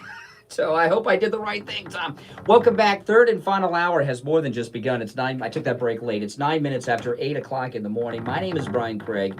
You are listening to Florida's longest-running radio show, The Steve Kane Show, on the radio since 1977. Welcome back, one and all. This will be a short segment because I got to get on track during this break. You know, Tampa, Florida is a dump. And I don't like Tampa, Florida. I don't like Tampa, Florida. I've spent a lot of time in Tampa, Florida when I was younger for a couple of reasons. Busch Gardens is there, and when I was younger, I went to Busch Gardens a few times. And when I was younger, too, some of you may know, I used to go to Star Trek conventions a lot that one of my best friends put on. And he had conventions once or twice a year in Tampa. So I have been to Tampa more than any other city outside of South Florida, the area I live in Florida. And it is a dump. I don't like Tampa, Florida. It's just a dump. And even though when you go to Busch Gardens, I've not been to Busch Gardens in a long time, but when you go to Busch Gardens, Tampa, the crowd is much different than the Disney World crowd or even the Universal Studios crowd. It's just a different class of people. Not that I'm a snob. I'm not a snob. But it's a different crowd at Busch Gardens, Tampa, as opposed to Walt Disney World, Orlando, or Universal Studios, Orlando. I'm not a fan of Tampa. It's a scummy town, and it's a nasty town, and it's true. It's true. And I've flown to Tampa because when my friend had Star Trek conventions over there, most of the time I flew to Tampa from Fort Lauderdale. It's a 5-hour drive from Fort Lauderdale to Tampa. It's on. You gotta drive all the way across the Florida Peninsula. Then you gotta drive north. It's a terrible, long, boring drive. And flights used to be cheap. They're probably cheap again if they're still flying from Fort Lauderdale, but they used to be cheap. And the conventions that I used to go to were kind of close to the airports, and they have more strip clubs per capita in Tampa. Hold on, Barry, we'll be with you in a minute. They have more strip clubs per capita in Tampa, Florida than any place I've ever been in my life. I mean, it's really it's a place of low morals. It's just a scummy town, Tampa. So Tampa has got a great opportunity like they've never had before, and that is to bring Tom Brady to Tampa. And I know you've seen the story. They called the cops on Brady for working out alone in an empty park. So here you've got the most famous top quarterback in the NFL. He moves to this dump of Tampa, breathing life into this terrible town of Tampa. He's in a park by himself exercising because he's a pro football player, and they send the cops out to cite him. Come on. He's the biggest gift to Tampa that Tampa has ever gotten. And here they are giving him a hard time for exercising in a park alone. They're pretty stupid out there. Now, on the line, we have attorney Barry Siegel. Hey, Barry, good morning. Good morning, Brian. How are you? I'm doing well. I imagine these terrible times we are in right now that people are really taking time to reflect and keeping you and your staff pretty busy. Well, yeah, that is happening. Yeah. I think what's happening is that people, because they have the time at their home and they're not running around like we always do, doing all kinds of different things, we really do think about what's really important to us. What do I need to do? I've heard so many people tell me that they've been cleaning up their garage and their closets, and they're really doing all these things that they've been putting off. So one of those things that we know people tend to put off is getting their planning set up properly. Oh, yeah. So people have been taking this opportunity now to get this done. Not that anything's going to happen to them or their loved one or their family with this coronavirus. Although things are still happening. I just had a lady in her mid to late 50s yesterday. She had a mild stroke. She had already done her planning with us a few years ago, but needed to make some changes. Things are still happening. It's not just the coronavirus. There's many other reasons why we want to get our planning set up, and it's just better to have a plan set up than that not have a plan. So even, I know some people put it off because they don't know the answer to who's going to be their backup to this and that. You know what? Get it done, and you may come up with the answers during the process. It's not all done, in 2 seconds. It takes a few weeks to get the whole thing done. And worst case scenario, at least you have somebody named to take over, to stand in, to be a trustee, to be a power of attorney, to make your healthcare decisions. And again, something is better than nothing. Yeah. It's better to have a plan, because if you don't, you have a plan already. The state of Florida has a plan for you. It's called the rules of intestacy, and you're probably not going to like the results of that.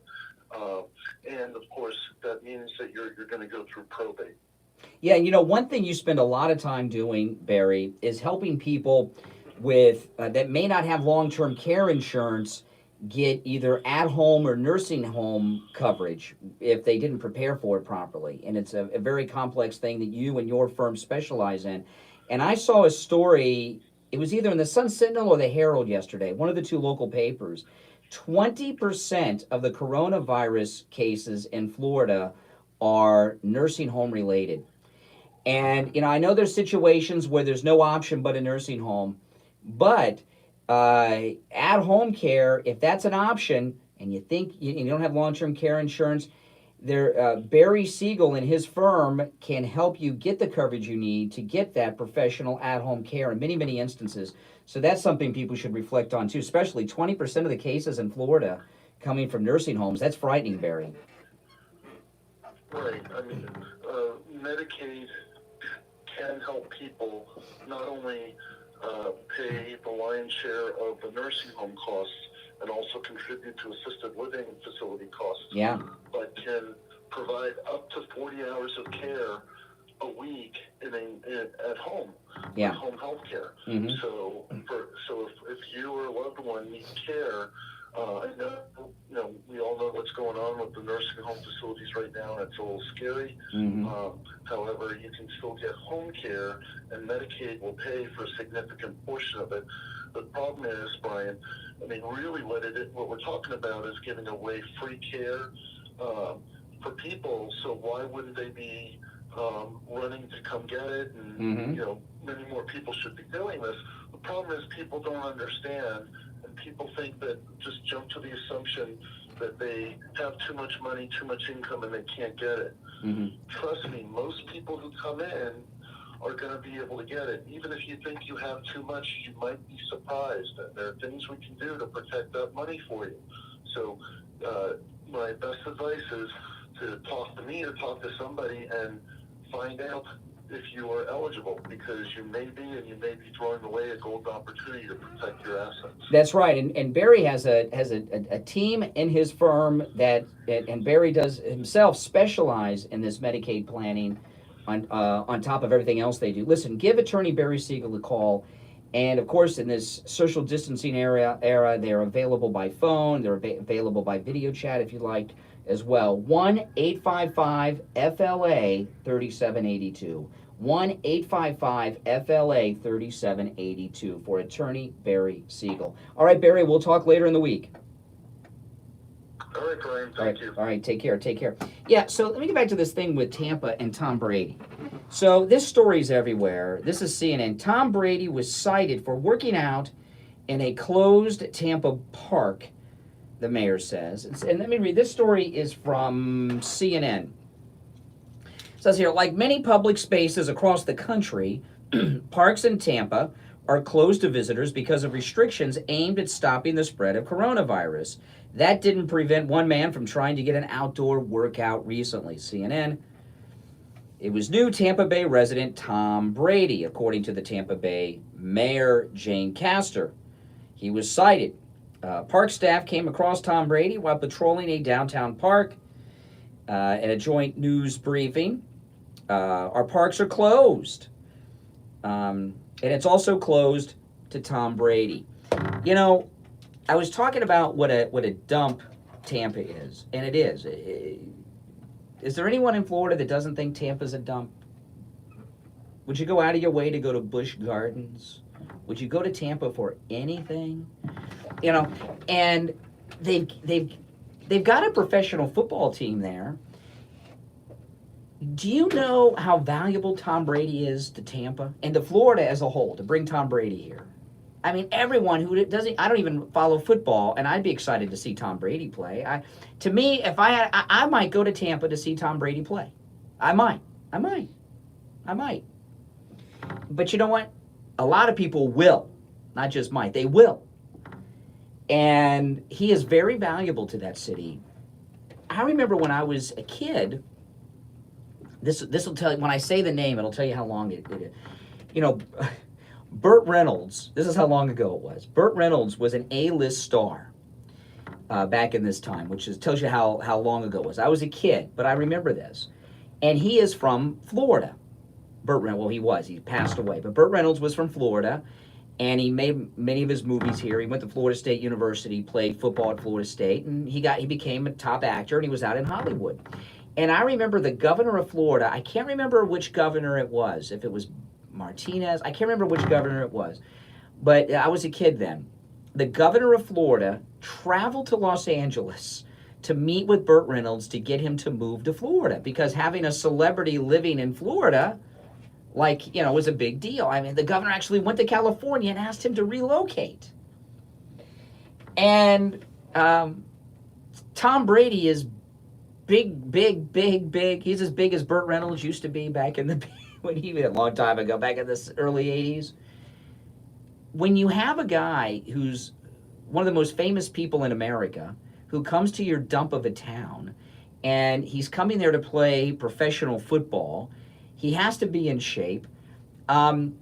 I would let him work out in the park, wouldn't you? Don't you think Tom Brady deserves a special pass? He's in the park by himself, maybe with a trainer. Don't you think Tom Brady should be able to go to the gym? Don't you think Tom Brady should be able to practice? Don't you think Tom Brady should be able to exercise and work? Of course he should. Now, I know there's some controversies, like de Blasio in New York and things like that. Oh, I see they're working on the phones because I just saw the lights blink. That means they're working on them. Are they working yet? I doubt it. But you can still call in 1-888-GO-K1. You know, so it happened. The park officials made a mistake. They should have asked him for an autograph, not cite him. And the mayor should say, we're going to give Tom Brady a pass because of the revenue he is going to bring into our city by being here. It's like a lot of times cities, counties, states, they'll offer huge deals to a company to move in. Like that one AOC screwed up in New York with Amazon, right? Tom Brady coming to Tampa is going to bring, I don't know how much money to Florida and how much money to Tampa, but a lot of money. And not just, I mean, think about it. How many people are going to go to Tampa to watch him play? How many people are going to take trips to try to find out where he lives and take tourists by his house? A celebrity like that is worth so much money to a community, just like a company moving in. So if a company like Amazon wants to move into your community, you give them breaks. You don't charge them taxes. Sometimes a private business, right? Somebody will have commercial property they want to rent. And to fill up the space, they'll offer someone 1 year or 2 year free rent. You know, you offer companies tax breaks. They don't have to pay taxes for 5 years or 10 years, or you give them a huge, if they move to your community because they create jobs and create revenue. You know, AOC and a lot of people get, Tom Brady's like that. Tom Brady is as big of a deal to that dump of a town, Tampa, that Amazon would have been if AOC wouldn't have gotten them to not build up there in Tampa. I know that seems a bit ridiculous, okay? But that's just and I'm not even a football fan. And that's my take on it. All right, listen, our number toll-free from anywhere, 1-888-GO-KANE-1, 888-465-2631, 888-465-2631, 888-GO-KANE-1. Now, I just checked, too, during the break, and there's no updates on the situation with Kim Jong-un. So I know you heard he underwent surgery. They say he is not doing well. For all we know, Kim Jong-un is already dead. And, you know, what they're saying is that Kim Jong-un's sister, who's like a number 2 over there, is looking, she would fill the vacuum. I don't know too much about Korean culture. Certainly I don't know anything about North Korean culture. But have they ever had a female leader? I don't think so. What about South Korea? Has South Korea ever had a female leader? If they have, I haven't heard about it. Maybe they have long ago. I don't know. There is no, you know, somebody like Kim Jong-un who kills his uncle, kills his brother. You know, he doesn't have someone to hand the power over to. And I don't see this millennial sister of his being able to move in and take over. So this is going to be a very interesting situation. I don't think a lot of people are praying for Kim Jong-un right now. And if he went through surgery, you know he is plenty messed up because he's got to be aware enough to know the dangers of him going under, on top of the dangers of a major surgery like that. He's got to know the dangers of him going under total anesthesia and having such a major surgery that all kinds of things could go on in the country when he's under. He doesn't have somebody that can just take over that he can trust. So when this will be a very interesting opportunity for Mr. Trump, because this is the time to make a move. There's no one could convince me that there are not top leaders in the government and in the military, which I guess are their top leaders there, that do not want him to pull through because they're terrified. He killed his uncle. You know, would you want to be a leader, a top leader in Kim Jong-un's circle in North Korea? I don't think so. It's got to be terrifying, terrifying. So this is the time to make the move, to get rid of him. I'll tell you though, I could not imagine what it would be like to be the surgeon or on that surgical team. I would, if I were on the surgical team that they were calling upon to operate on Kim Jong-un, I would get very sick. I would pretend I was oh man. The last thing I would want to be on the Kim Jong-un surgical team. Because if it doesn't go well, you're done. You're done. You're dead. And so is your family. They're gonna, So that is one surgical team that I would do everything I could do not to be a part of that. All right, listen, we got to take our break for the top of the hour. When we get back, it'll be time for our health report. My name is Brian Craig. This is the Steve Kane Show, Florida's longest running radio show. We'll be right back. Don't go anywhere.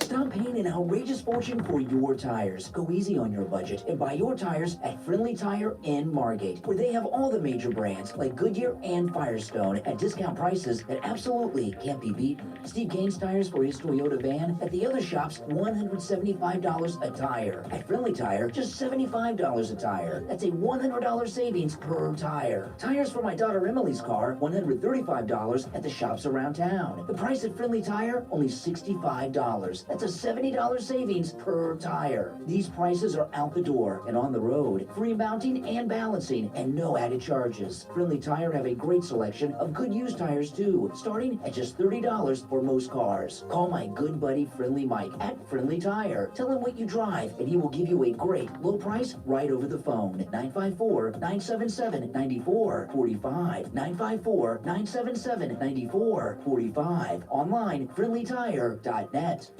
You've heard Steve Kane, Richie the bus driver, and many other Steve Kane listeners tell you about the great work Dr. Gupta at Brighton Dental Care offers. Steve Kane listener, hey, called in, he had an accident, he went to Dr. Gupta, and he told us his story. Good morning, Brian. My name's Hank. I'm calling from Hollywood. Brian, I'm calling you for Hey there, hold on. about a month or so ago. I called first thing in the morning because I fainted coming out of my bathroom, and I busted my 3 front teeth. I busted my chin, but I guess I fainted, I fell, I cracked my chin, it hit my upper teeth, and I cracked my 3 front teeth. I want to thank you, and I really want to thank Dr. Gupta. I mean, besides the fact that my teeth look great, besides the fact that, his assistant is really good, really nice, they're all really nice over there, the price was unbelievable. When I came home and I told my wife, she's like, I thought that thing was going to cost you 3 times as much. I said, so did I. And I just want to thank you. I want to thank Dr. Gupta. He's awesome. Appreciate your show. I listen to your show a lot. I only called in, this is the second time. Both times, one was to make sure I'm going to the right office where Dr. Gupta was, and then this one to let you know that he's great. I know you know he's great. I just want your listeners to know he's great. His assistant is great. The prices are great. Everything is great over there. Awesome.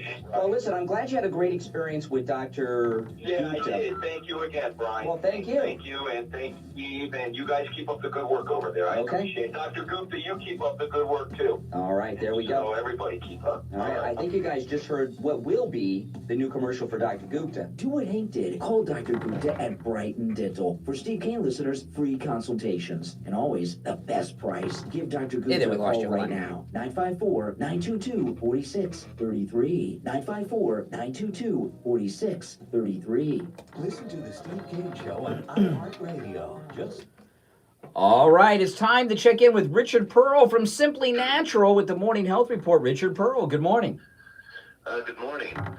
How are you guys? We're always good over here. So what's going on in the world of nutraceuticals and natural health? Well, a couple things. I want to bring up 2 things quickly. Quarantine is when you restrict the movement of sick people, right? Mm-hmm. But tyranny is when you restrict the movement of healthy people. Mm-hmm. So guess where we're at? Yeah. Secondly, I hear the word expert a lot. You know, we're following the experts' voices, listening to what they have to say. Why it's so important to listen to the experts. Expert definition is a person who has comprehensive and authoritative knowledge of a skill in a particular area. However, if you can't evaluate correctly information, you have poor, maybe non-relevant expertise. So, for instance, if you are very good at steering the boat, but you have no idea what the landscape's like, it doesn't make you an expert on what you should be, what waters you should be in. And this is what we have right now. We have so-called experts running this country, running it into the ground, actually, because they don't understand geography or topography. They don't understand the consequences of their actions. They're coming from fear and not realizing that the decisions that they make aren't going to affect things for a day or a week or a month, but lifetimes. So these so-called experts that have, sort of like the Manny Mendozas of the old days where he couldn't hit over 200 batting average. We're following that guy. Yeah. We should be dropping all this and following the guy that can hit the ball like a Ted Williams. Because at this point, whatever the disease could have done to us has already done to us. We've passed peak. It's not causing the levels of trouble that it caused before. The whole idea was to protect the hospital situation, and that's been protected. So we have the ability to go back to work. There's no reason not to. People are going to be sick. You can die for many reasons. You can get hit by a bus, a meteorite. You can have bad food. There's a lot of reasons you can die. But the fact is that what we're doing now is certain death if we continue on this path. Well, I'll tell you, Richard, when this began, I was never concerned for coronavirus. I was always worried about the economy. And it's amazing, all these people protesting nationwide, all they're protesting for is not for a handout. They just want to be able to go back to work. That's all they want. I mean, it's crazy that's a controversy. They're asking for nothing other than let us go back to work. But again, we're in a point where it's not about quarantine, it's about tyranny. Yeah. And that's the thing. And they use the mantra, expert, expert, expert. That's a way to avoid the truth. We're in a situation where we've been allowed to fall into the hands of tyrannical people. And as long as that continues, or if it doesn't stop, let's put it that way, we will not recognize this country. My products at my store will boost your immunity. And I'm not the only one. There's no reason for us to live in fear. If you come to Simply Natural, there are products that will boost your terrain, make you strong. That's what you need to do. All this other stuff about a vaccine and promises of the future of this magical potion aren't necessary. Yeah, and in the world of natural health and nutraceuticals, prior to ever any of this era, boosting your immunity has always been something primary involved in the nutraceutical business. Listen, guys, give Richard Pearl a call. He's a great guy. You hear his vast knowledge during his calls every day. Simply Natural is located in Sunrise, just north of Sunset Strip on the east side of University Drive. They're open 7 days a week, 11 a.m. to 9 p.m. And the number over there, 954-741-4045. 954-741-4045. All right, Richard Pearl, we will talk tomorrow. All right, keep doing good work. All right, take care, Richard Pearl. Great guy. Now, I don't know if this is worthy of playing, but I know my wife told me to play it. So, you know what they say. She sent me a text message. You hear that text? So apparently there's a hot mic moment with John Roberts from Fox News in the White House briefing room yesterday. I have not heard it. I'm going to turn up the volume and put my mic up to the computer. Let's see. I don't know. Let's find out. Take out the mask, the case fatality rate's like 0.1 to 0.3 according to. Is it really? That's reassuring. USC. Everybody here's been vaccinated anyway. USC and LA County Public. There's 7,000 cases in California. What? Okay. Now, oh boy. This is very interesting. Okay, I'm going to play this again. I heard it for the first time. Now, how many of you watch the coronavirus task force briefings every day? A lot of you, right? And I usually watch them on the White House YouTube feed. But for the last few weeks, there's always a guy or two who do setup. They work at the White House and they do the setup of the press briefing room for the White House. And they're always wearing masks. And I thought that was strange. And I thought it was strange because no one else at the White House really is wearing masks. So here's the guy. This is on my Twitter, by the way, Brian Craig Show on the Twitter, if you want to see this video. It's before the press briefing. The White House staffer that does the setup in the briefing room is doing his setup, and John Roberts walks by. John Roberts, the Fox News Channel White House correspondent, walks by and tells him, "You can take off the mask, dude," and he gives him the mortality rate, which is very low. And then I think one of them says, and I think it's the guy in the mask, I'm going to pay careful attention because I know what I'm listening for now, says everyone has been vaccinated there at the White House? They've all been vaccinated? Let's go. I hope this comes up in the briefing today. They've been played again. Hot mic moment. John Roberts didn't know he was on mic. Yeah, but take out the mask, the case fatality rate's like 0.1 to 0.3 according to. Is it really? That's reassuring. USC. Everybody here's been vaccinated anyway.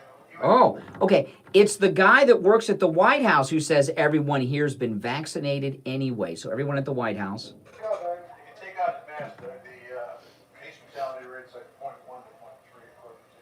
Is it really? That's reassuring. USC. Everybody here's been vaccinated anyway. USC and LA County Public Health came out with a study. They found that there were 7,000 cases in California, but they really believe that there are anywhere from 221,000 to 442,000 people who were infected. Really? Yeah. So that makes. Wow, and he also gets into the real numbers that out of California, which I can't hear as well. Now, I was talking to a caller earlier that, these press briefings with Trump, maybe he shouldn't be doing them every day. I want to go back and play it so we can hear this part about the real rate in California. John Roberts has some information about the real number of people infected in California, which I'm going to play for you in just a second. This is a hot mic moment. John Roberts, Fox News Channel, White House press briefing room. The White House worker wearing the mask says they've all been vaccinated anyway. So there's a couple questions about that part. One, is that true? Is there a vaccine, and has everyone at the White House been vaccinated? There's been a lot of debate about the president and the vice president sharing microphones. I don't even share a microphone. I have my own microphone that I use right here each and every day. And I take it home, I podcast with this microphone too, the one I use on the radio here. And my wife and I, we host my podcast together. My wife and I have been doing the podcast in separate rooms because we don't want to be so close during the mic because you got your mouth up to the mic. We're doing because she's high risk. So we're waiting for a vaccine, but this guy that works at the White House says they've already been vaccinated. So we don't know. Does that mean there's a vaccination out there available now and everyone at the White House has taken it? I hope they bring that up in the White House press briefing today because this is going to be going viral on the Twitter. And then at the end, this part I got to listen for a little more carefully. John Roberts is very annoyed at this guy for wearing the mask.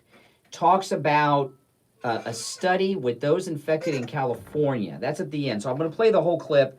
It's only 29 seconds in its entirety. And I'm going to try to pay a little careful attention to the end. Yeah, but you can take out the mask, the case fatality rate's like 0.1 to 0.3 according to. Is it really? That's reassuring. USC. Everybody here's been vaccinated anyway. USC and LA County Public Health came out with a study. They found that there were 7,000 cases in California, but they really believe that there are anywhere from 221,000 to 442,000 people. Okay, so the real cases, the cases reported in California, Fox News, as John Roberts says, is 7,000 in some, But this new study says there's between 250,000 and over 400,000 in California that have been infected. Which is good news because that means the mortality rate is very, very low. Let me tell you something. My wife, by the way, she put this on my Twitter, and then she sent me a text message saying, play this clip, hot mic moment of John Roberts. So my wife discovered this, not me, while I've been on the air. Appreciate that. Thank you.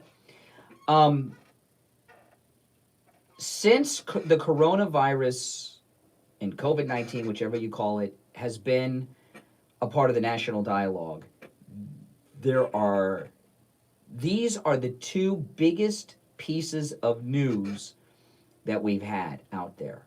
One, the White House workers saying everyone at the White House has been vaccinated. That's number one. That's huge. Because if that's true, that means there's a vaccine. And it's got to be a little bit beyond the experimental phase if they've given it to the president in the entire side. Two, John Roberts says the California cases may be as many as 400,000, according to this new study from the health department. I think he said the University of Southern California. That's the second piece of news. If the cases are anywhere near that high in California, that is great news because that means the mortality rate is very, very, very low. Now, the White House press briefing that goes on every day, will this be brought up? This clip that my wife tweeted that I played is going to burn up Twitter today. Twitter is going to get more action on this than anything. Everyone is going to be retweeting this and talking about it. I'm hoping the talk show host of America talk about it. Beck, Rush, Hannity, Savage, Levin. You know, a lot of times with radio talk show hosts, especially the national guys, they don't want to talk about something that another host did because they feel like they're stealing their material. That's one of the reasons I don't listen to so many radio shows, because I don't want to have that happen to me. So, yeah. So John Roberts told the guy to take... I mean, there's more news has come out of this hot mic moment with John Roberts than anything else that has come out since coronavirus made national headlines. This is huge. So, I don't know when this was. Was this yesterday? I don't see a date on it. Now, if you're hearing some noise in the background, that's me banging on the table. I've had about 5 cups of coffee this morning. I'm very overcaffeinated. Okay? I'm very overcaffeinated. So, and I'm stuck in this chair. So what I've been doing is I've been grabbing onto my desk and tapping my hands because I'm overcaffeinated. I'm all jittery. I look like a meth addict or something, or a cokehead or something. It's just, I'm very overcaffeinated. If you got up as early as I did and had to go on the air, you'd be overcaffeinated too. But this story is huge. It is going to burn Twitter up like no one's business. And this should be the lead story in every televised newscast today. But you know what? I suspect it will not be. But this is what I would say. Find that video, retweet mine, find it somewhere else, tweet it, tag every person you can think of that's in media. Call radio shows around the country. Try to get on their air and tell them about this. Is huge stuff. One,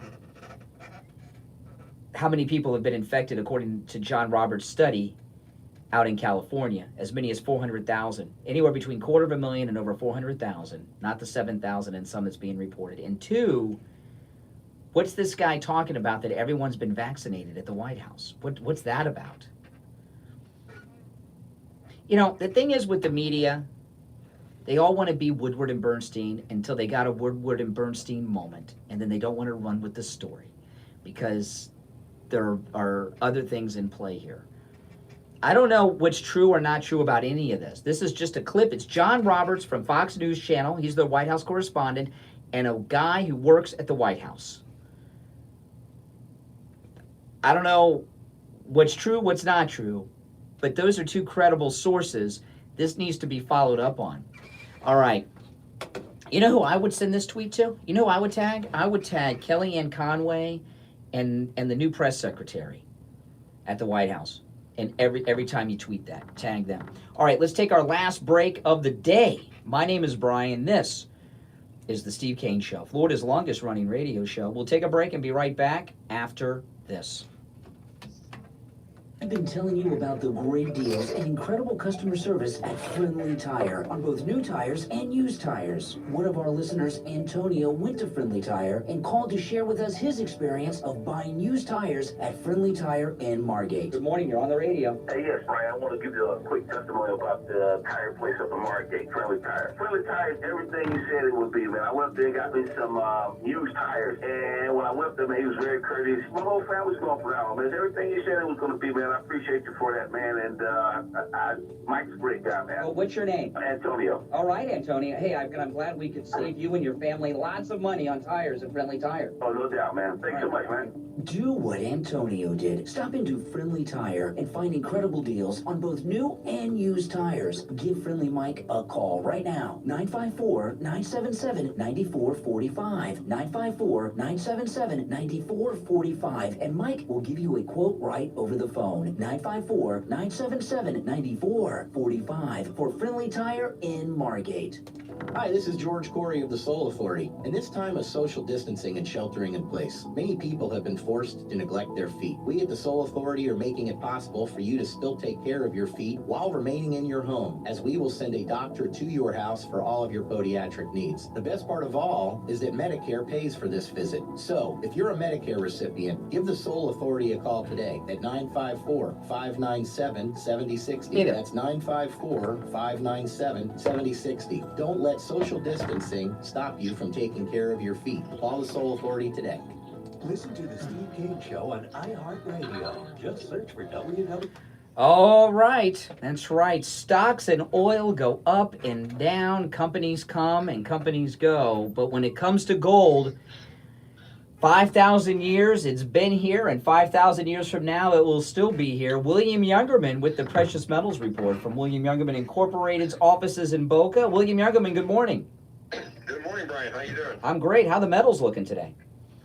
Metals are giving us a great buying opportunity today as the market's oil taking a huge plunge, largest dip in or drop in history, actually going to a negative $40 a barrel yesterday, if that's possible, on the May contract, which sent the markets into real turmoil with the stock market plunging almost 600 points yesterday and poised to lose another 600 points at the opening this morning.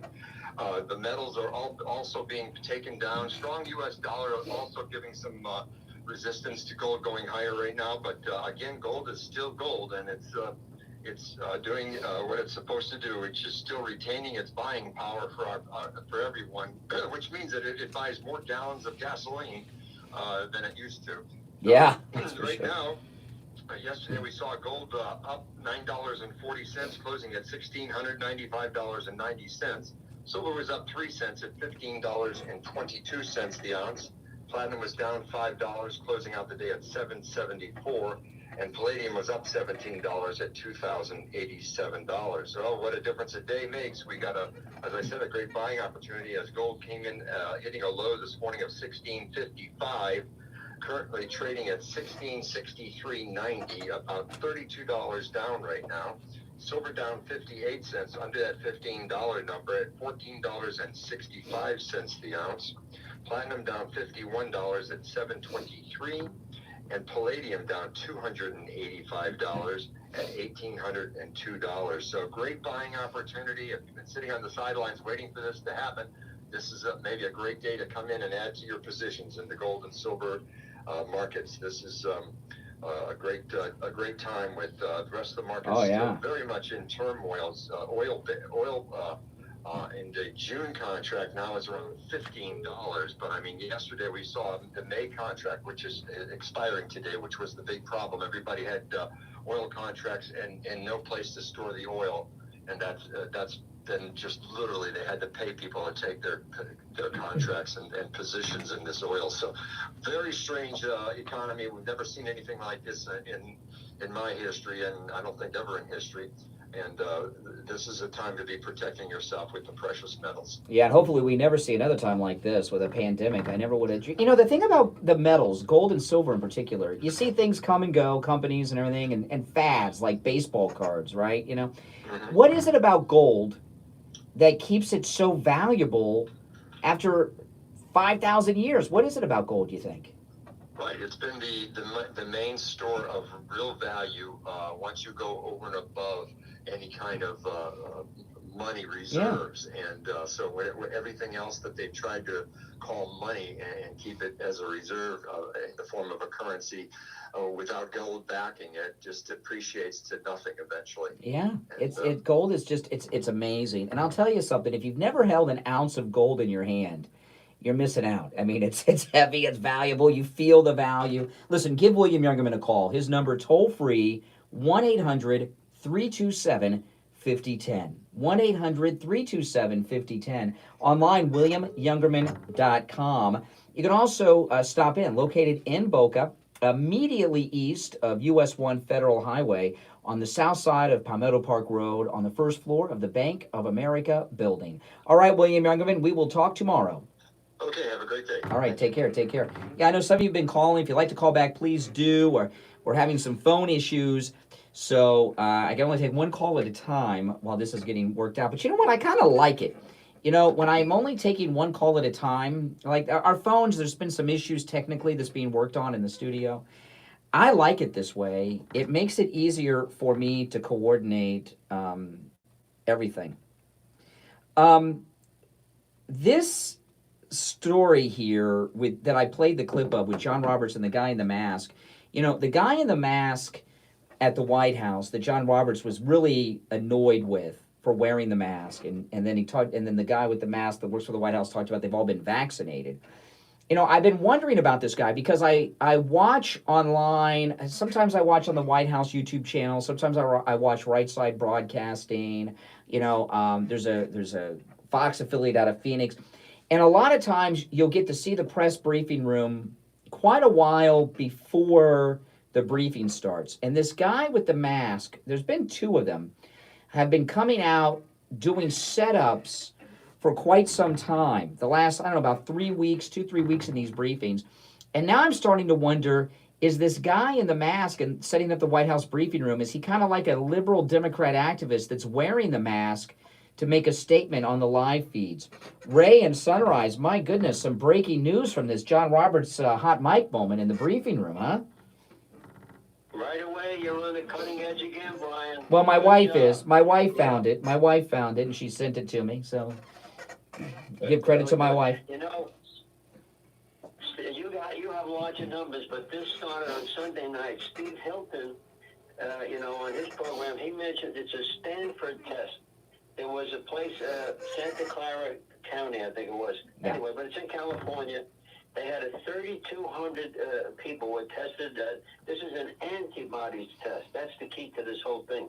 And you're right, you see, because what this shows is that the number of fatalities is much, much lower. He put a figure out, 50 to 85 times multiplying than the number of cases converting. But you know what, Ray? This clip is different than just talking about the study, and I'll tell you why. Whether it's Rush or, I saw this study too, and I didn't talk about it, okay? Because, I start seeing statistics and I'm like hypnotized. But, if it's me or Rush or Steve Hilton, it's much different than John Roberts. John Roberts is a newsman who has credibility as a journalist. He's the Fox News White House correspondent, and he's citing that study not only as fact, but a reason not to wear a mask.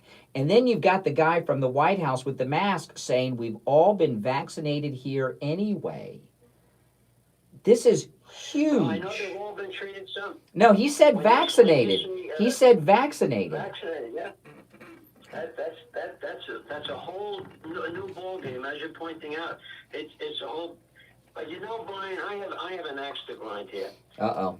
This has got to be called the China virus. China virus, please. Yeah. It originated in China. It spread from China. It was covered up by China, all right? All the data about it was hidden by China. And then he got the World Health Organization, the guy from Ethiopia, he's actually a pawn. Yeah. He got in there because China backed him and so on. I don't know about that, Ray. I'll tell you why. Now, I don't know about the Spanish flu, but you probably remember the Spanish flu, right? Yeah, all those things. I always call it something else. Okay, but when the okay, now let me ask you about this though. Seriously speaking, about what you said, you want to call this the China virus or China flu. The Spanish flu. Again, I wasn't around, but then all this stuff. But I'm just assuming it was called the Spanish flu just because it originated there, and so people knew what they were talking about. When you talk about the China virus, you're kind of like weaponizing for blame the word. You're not identifying it as the China virus for an identification reason. You want people to be angry at China and blame China for something. Isn't that well? That's exactly But my point. well, okay, but is that the same with the China flu? I mean, I'm sorry, with the Spanish flu. Was the Spanish flu you called the Spanish flu to make people angry and blame Spain, or was it just originated there so people just called it that? Well, I don't know where it originated. Maybe it went to Spain, but I'll tell you this. We had the Hong Kong flu. That came from China. We had Ebola. That came from China. We had SARS. You know that SARS is a variation of the coronavirus? Yes, Okay, you know that. I know that. You know what? You see, but what I'm saying is this is a prelude. It's time to stop our debt payments to China. Mm-hmm. That's why I want to Cut 'em off. weaponize this. See, and I think other nations should do the other. You know what though? I think Trump's making a move to do that. Trump has been. I think Trump is thinking of doing that, and I can tell by the way he's talked in the last week that I think he's planning on doing that as a way to pay back the damages that were done to us in the global economy. Yeah. Now I don't know what that would mean for our economy if they did. I don't know what that would mean for us individually if they did that. Listen, I'm almost out of time, Ray, but this exchange that I've only got a few seconds left. This exchange with John Roberts and the White House guy, do you think there's a vaccine that they all have been given at the White House? That's why they're sharing mics? Well, the way it came across and the way you're presenting it, I think you're on the edge of... I'm not... I'm just... The guy said it. That's what the guy said. I'm not presenting anything. I just played the White House guy's comment off my... All right, Ray, I got to run. We're all out of time. Listen, this is the Steve Kane Show. My name's Brian Craig. This is Florida's longest running radio show. This is huge, and we got it right at the end of the show. So, telling you, find that thing. Tweet it. Tag Kellyanne Conway. Tag the president. Kellyanne McEnany, whatever, the new press secretary. Tag her. These are people that need to see it. All right, everyone, have a great day. It's 9 o'clock in the morning. It will be in just a moment. My name's Brian Craig. Make sure you subscribe to my YouTube channel, Brian Craig on YouTube, and I'll see you live on the radio tomorrow at 6 a.m. 3.9 AM 1470 WWNN Pompano Beach is the Florida Money Talk Network.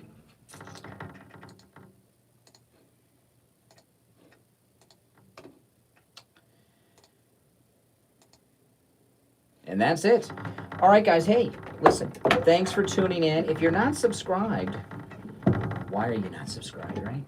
And check out my podcast. I'm on most podcast platforms. I also upload my podcast to my YouTube channel. New show last night, you'll see, is up there. I know, exciting stuff.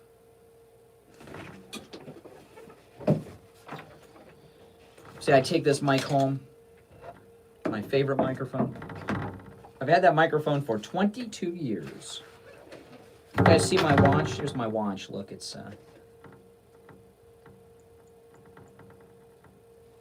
President Trump on my watch. Hey. Oh.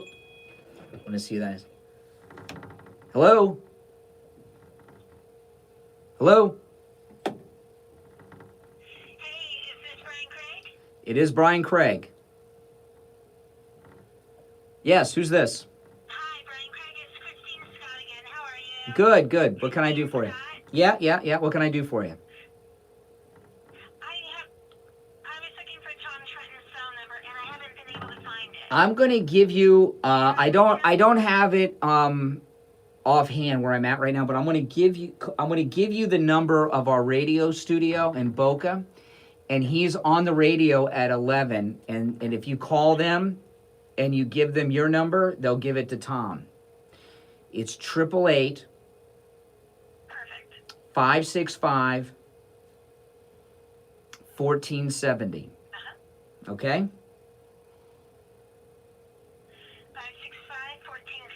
888. That's okay. Thank you so much for that. And just so you know, in our district, you need 4,906 signatures to get on the ballot. Yeah. I've gotten over 6,600. Well, that's great. That's great. Well, listen, I got to run, but call Tom and good luck. All right. All right. Listen, I got to run, but call the radio station around 11, and leave your number and they'll call you. All right. Take care. All right. You know, Richie, the bus driver, are you still in there, Richie? I looked on our block list, and you are not on the block list. I went through it more than once. So I don't know why you can't get through, but you're not on the block list. There aren't that many numbers on the block list. I'm not into blocking people, you know. All right, guys, I will see you all later, all right? Make sure you subscribe if you're not subscribed.